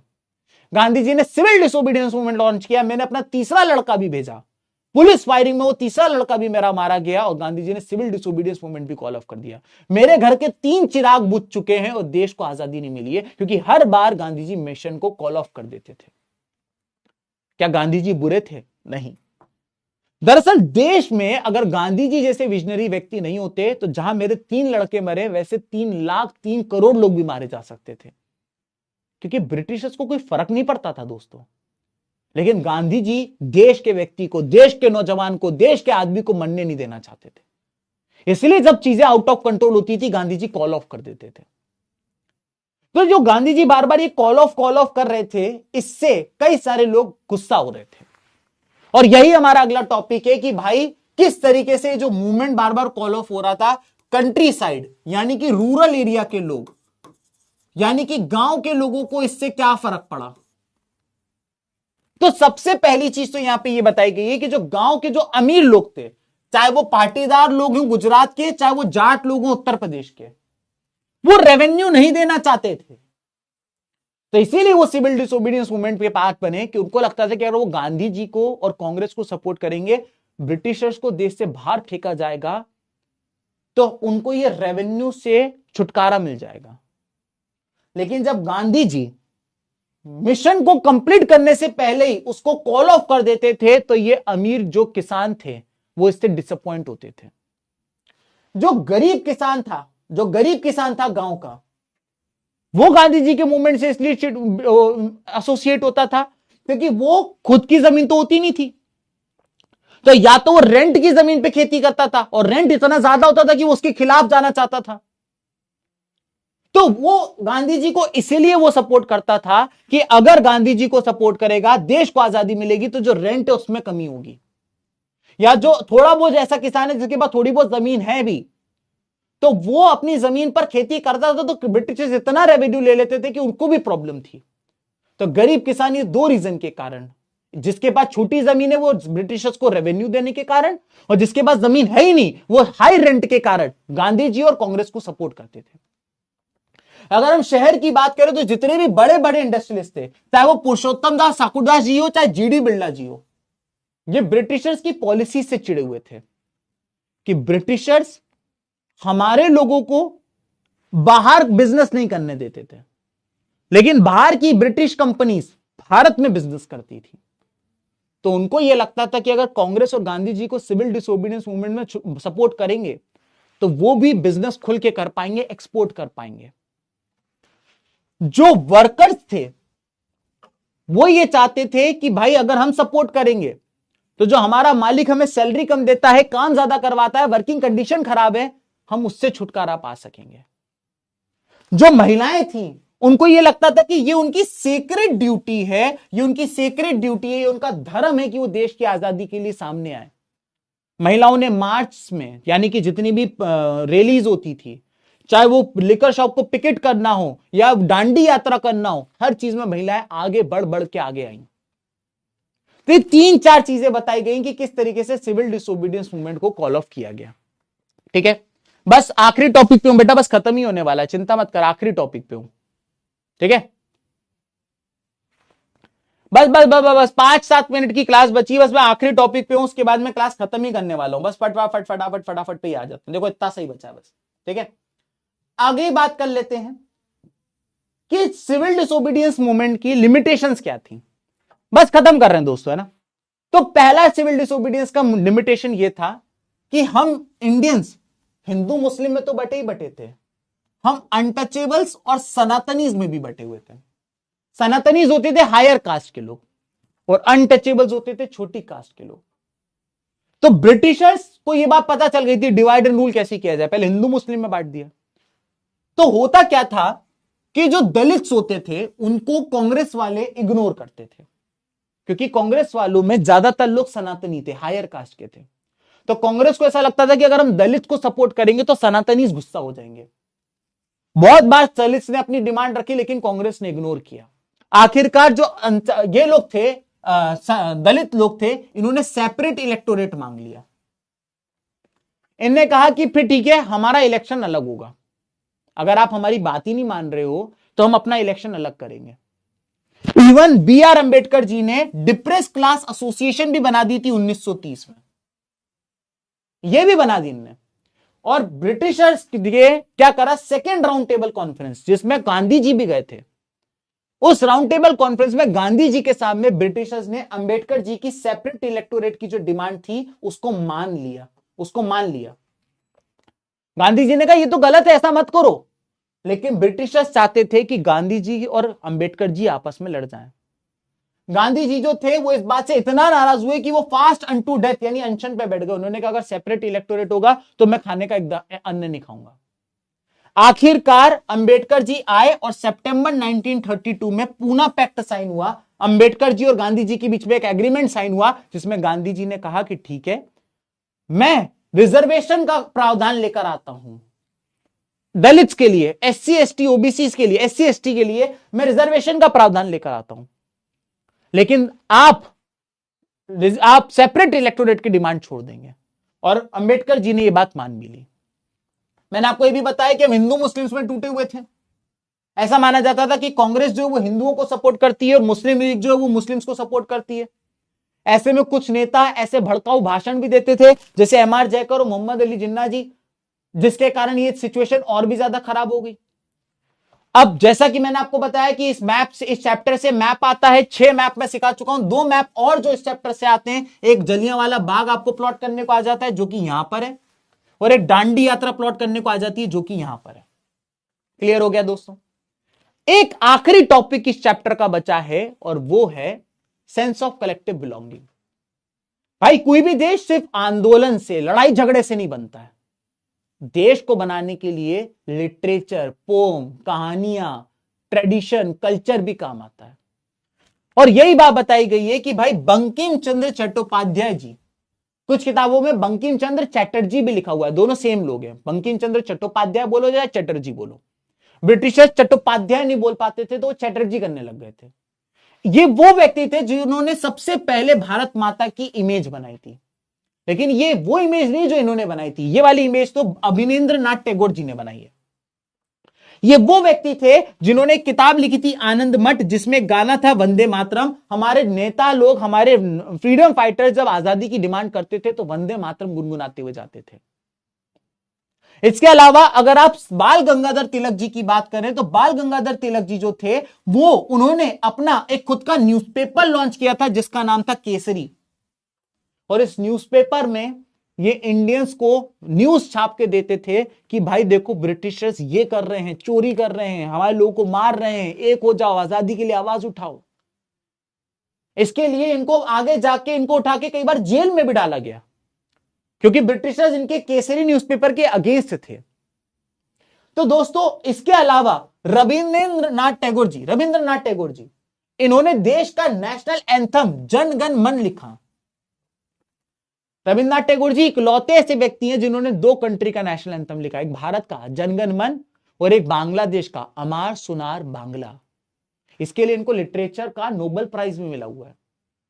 नतेशा शास्त्री जी ने the folklore of southern India नाम की किताब लिखी जिसमें 4 वॉल्यूम थे। भारत का झंडा इस तरीके का डिजाइन किया गया जिसमें बीच में वंदे मातरम था, लेकिन इसके बाद इस झंडे को ऐसे और लास्ट में 1947 में इस तरीके का कन्वर्ट किया गया। तो ये सब चीजों ने भी देश को आजाद कराने में, देश को आजादी दिलाने में बहुत मदद करी। अगर हम बात करें यहां पे लास्ट चीज मैं आप लोग को जो बताना चाहता हूं वो ये कि ये क्विट इंडिया मूवमेंट क्या था उसको और समझ लो।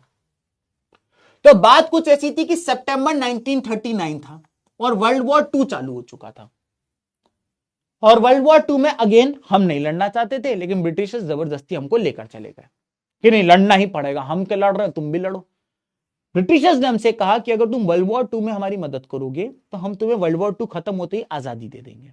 ठीक है, इसके लिए ब्रिटिशर्स लेकर आए अगस्त ऑफर। और इस अगस्त ऑफर में इन्होंने साफ बात बोली कि अगर आप हमें सेकेंड वर्ल्ड वॉर में सपोर्ट करोगे तो हम आगे जाके आपके देश को एक कॉन्स्टिट्यूशन बनाने में मदद करेंगे, लेकिन इंडिपेंडेंस नहीं देंगे, कॉन्स्टिट्यूशन बनाने में मदद करेंगे। अगस्त ऑफर में यह बात बोली गई। हमने कहा क्या पागल आगल हो क्या, हट नहीं मानते, हमने अगस्त ऑफर को रिजेक्ट कर दिया। फिर ब्रिटिशर्स लेकर आए क्रिप्स मिशन, और विंस्टन चर्चिल ने कहा कि मैं क्रिप्स मिशन भेज रहा हूं, और ये जो क्रिप्स मिशन होगा, हम आपके देश को, आपके देश की कॉन्स्टिट्यूशन की प्रॉब्लम और आपके देश की जो भी बाकी प्रॉब्लम्स है उसको हम करने के लिए मदद करेंगे। हमने क्रिप्स मिशन को भी रिजेक्ट कर दिया। पहले हमने अगस्त ऑफर को रिजेक्ट किया, फिर हमने क्रिप्स मिशन को रिजेक्ट किया। ब्रिटिशर्स को यह बात पता चल चुकी थी कि वर्ल्ड वॉर 2 में वैसे ही वो बहुत परेशान थे और भारतीय भी मानने को तैयार नहीं थे। आखिरकार गांधी जी ने 1942 जुलाई में वर्धा से क्विट इंडिया रेजोल्यूशन स्टार्ट किया, और उन्होंने भारतीय ब्रिटिशर्स को कहा, अंग्रेजों भारत छोड़ो। इस क्विट इंडिया रिजोल्यूशन में ही 8 अगस्त 1942 को बॉम्बे में गांधी जी ने एक हिस्टोरिक स्पीच दी थी, जिसमें उन्होंने कहा था डू और डाई। यह आपको एमसीक्यू में पूछ लेता है कि डू और डाई का स्लोगन किसने दिया था, तो आपको यह पता होना चाहिए। इसमें बहुत सारे लोगों ने इस क्विट इंडिया मूवमेंट में मदद करी, जैसे कि जयप्रकाश नारायण जी, अरुणा आसफ अली, राम मनोहर लोहिया। ये वो लोग थे जिन्होंने देश की आजादी में बहुत बड़ा योगदान दिया। तो ये ध्यान रखना आप, along with many women such as Matangini Hazra, Kanaklata Barua and Rama देवी।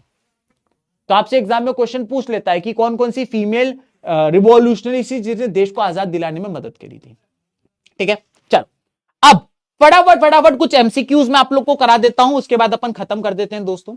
सबसे पहला यह है कि आप ये बताइए कि इंडिया में जो मॉडर्न नेशनलिज्म है वो किस चीज से इंटीमेटली कनेक्टेड है, बताइए। बस खत्म हो गया बेटा, पूरे चैप्टर निपटा दिया मैंने, कहां लगे हो तुम? बहुत बढ़िया, जितने लोगों ने बोला है एंटी कॉलोनियल मूवमेंट, उनका जवाब सही है। हम सब लोग, नेशनलिज्म की भावना इसलिए हमारे अंदर जग गई थी, क्यों? क्योंकि हम सब ये ब्रिटिशर्स के खिलाफ थे, एंटी कॉलोनियल मूवमेंट की तरफ थे।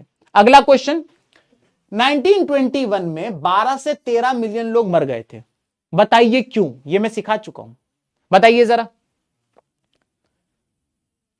बहुत बढ़िया, तो जितने बच्चों ने इसका जवाब डी दिया उनका जवाब बिल्कुल सही है। मैंने आपको शुरुआत में एक बात बताई थी, what were the effects of on India during world war 1 के बाद वाली स्लाइड में, कि एक तो फेमाइन आई हुई थी और दूसरा एक बीमारी फैली हुई थी, उसके कारण 1.25 करोड़ भारतीय मारे गए थे। ठीक है दोस्तों, अगला क्वेश्चन यहां पे ध्यान से सुनिएगा। खेड़ा सत्याग्रह को सपोर्ट करने के लिए गांधी जी ने, खेड़ा सत्याग्रह को सपोर्ट करने के लिए गांधी जी किस साल गए थे? खेड़ा, देखो चंपारण और खेड़ा दोनों की दोनों 1917 में हुआ था, और अगर हम बात करें अहमदाबाद सत्याग्रह की, तो ये वाला 1918 में हुआ था। इसने खेड़ा पूछा है, इसलिए इसका सही जवाब 1917 आएगा। वेरी गुड दोस्तों। When was non cooperation movement begin? अब ये क्वेश्चन वही बच्चा पढ़ पाएगा जिसने मेरी स्लाइड को ध्यान से पढ़ा होगा। वैसे तो इसका सही जवाब है दोस्तों 1920। अगर आप देखेंगे तो नॉन कोऑपरेशन मूवमेंट के यहां पे मैंने यहां पे नॉन कोऑपरेशन मूवमेंट लिखा और यहां पे साल लिखा है पीछे, जब आप पढ़ोगे तो। अगला क्वेश्चन, बरदोली सत्याग्रह किसकी लीडरशिप में हुआ था, बताइए। बरदोली सत्याग्रह किसकी लीडरशिप में हुआ था?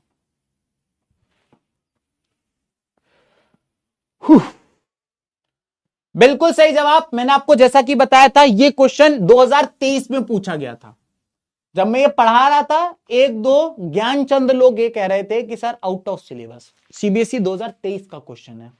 बरदोली सत्याग्रह 1928 में हुआ था गुजरात के बरदोली में, और इसको लीड किया था वल्लभ भाई पटेल जी ने। ठीक है, चलो आगे बढ़ जाते हैं दोस्तों। अब कौन सन्यासी थे जो पहले फीजी गए थे, बताइए। इजी क्वेश्चन है, तो बाबा रामचंद्र जो थे अवध का, जिन्होंने वो किया था लीड, वो थे। ठीक है, ये है क्रोनोलॉजिकल बेस क्वेश्चन, 1 नंबर का एक क्वेश्चन क्रोनोलॉजिकल बेस आना है, और there is a high chance कि ये वाला क्वेश्चन आ जाए, क्योंकि ये क्वेश्चन पिछले साल पूछा गया था। तो देखो इस साल नहीं पूछेगा, हो भी सकता है, लेकिन कोई ना कोई क्वेश्चन आ जाएगा। अगर हम स्वराज पार्टी की बात करें, 1923 में बनाई गई थी। लाहौर सेशन 1929 में हुआ था। गांधी इरविन पैक्ट और formation of depress class association 1930 में हुई थी, और गांधी इरविन पैक्ट 1931 में हुआ था, जितना मुझे याद आ रहा है। तो सबसे पहले इसमें आएगा 2, उसके बाद आएगा, नहीं सॉरी, सबसे पहले इसमें आएगा 1, फिर आएगा इसमें 2, फिर आएगा इसमें 4, फिर आएगा इसमें 3, 1 2 4 3, 1 2 4 3, ए इज द राइट आंसर।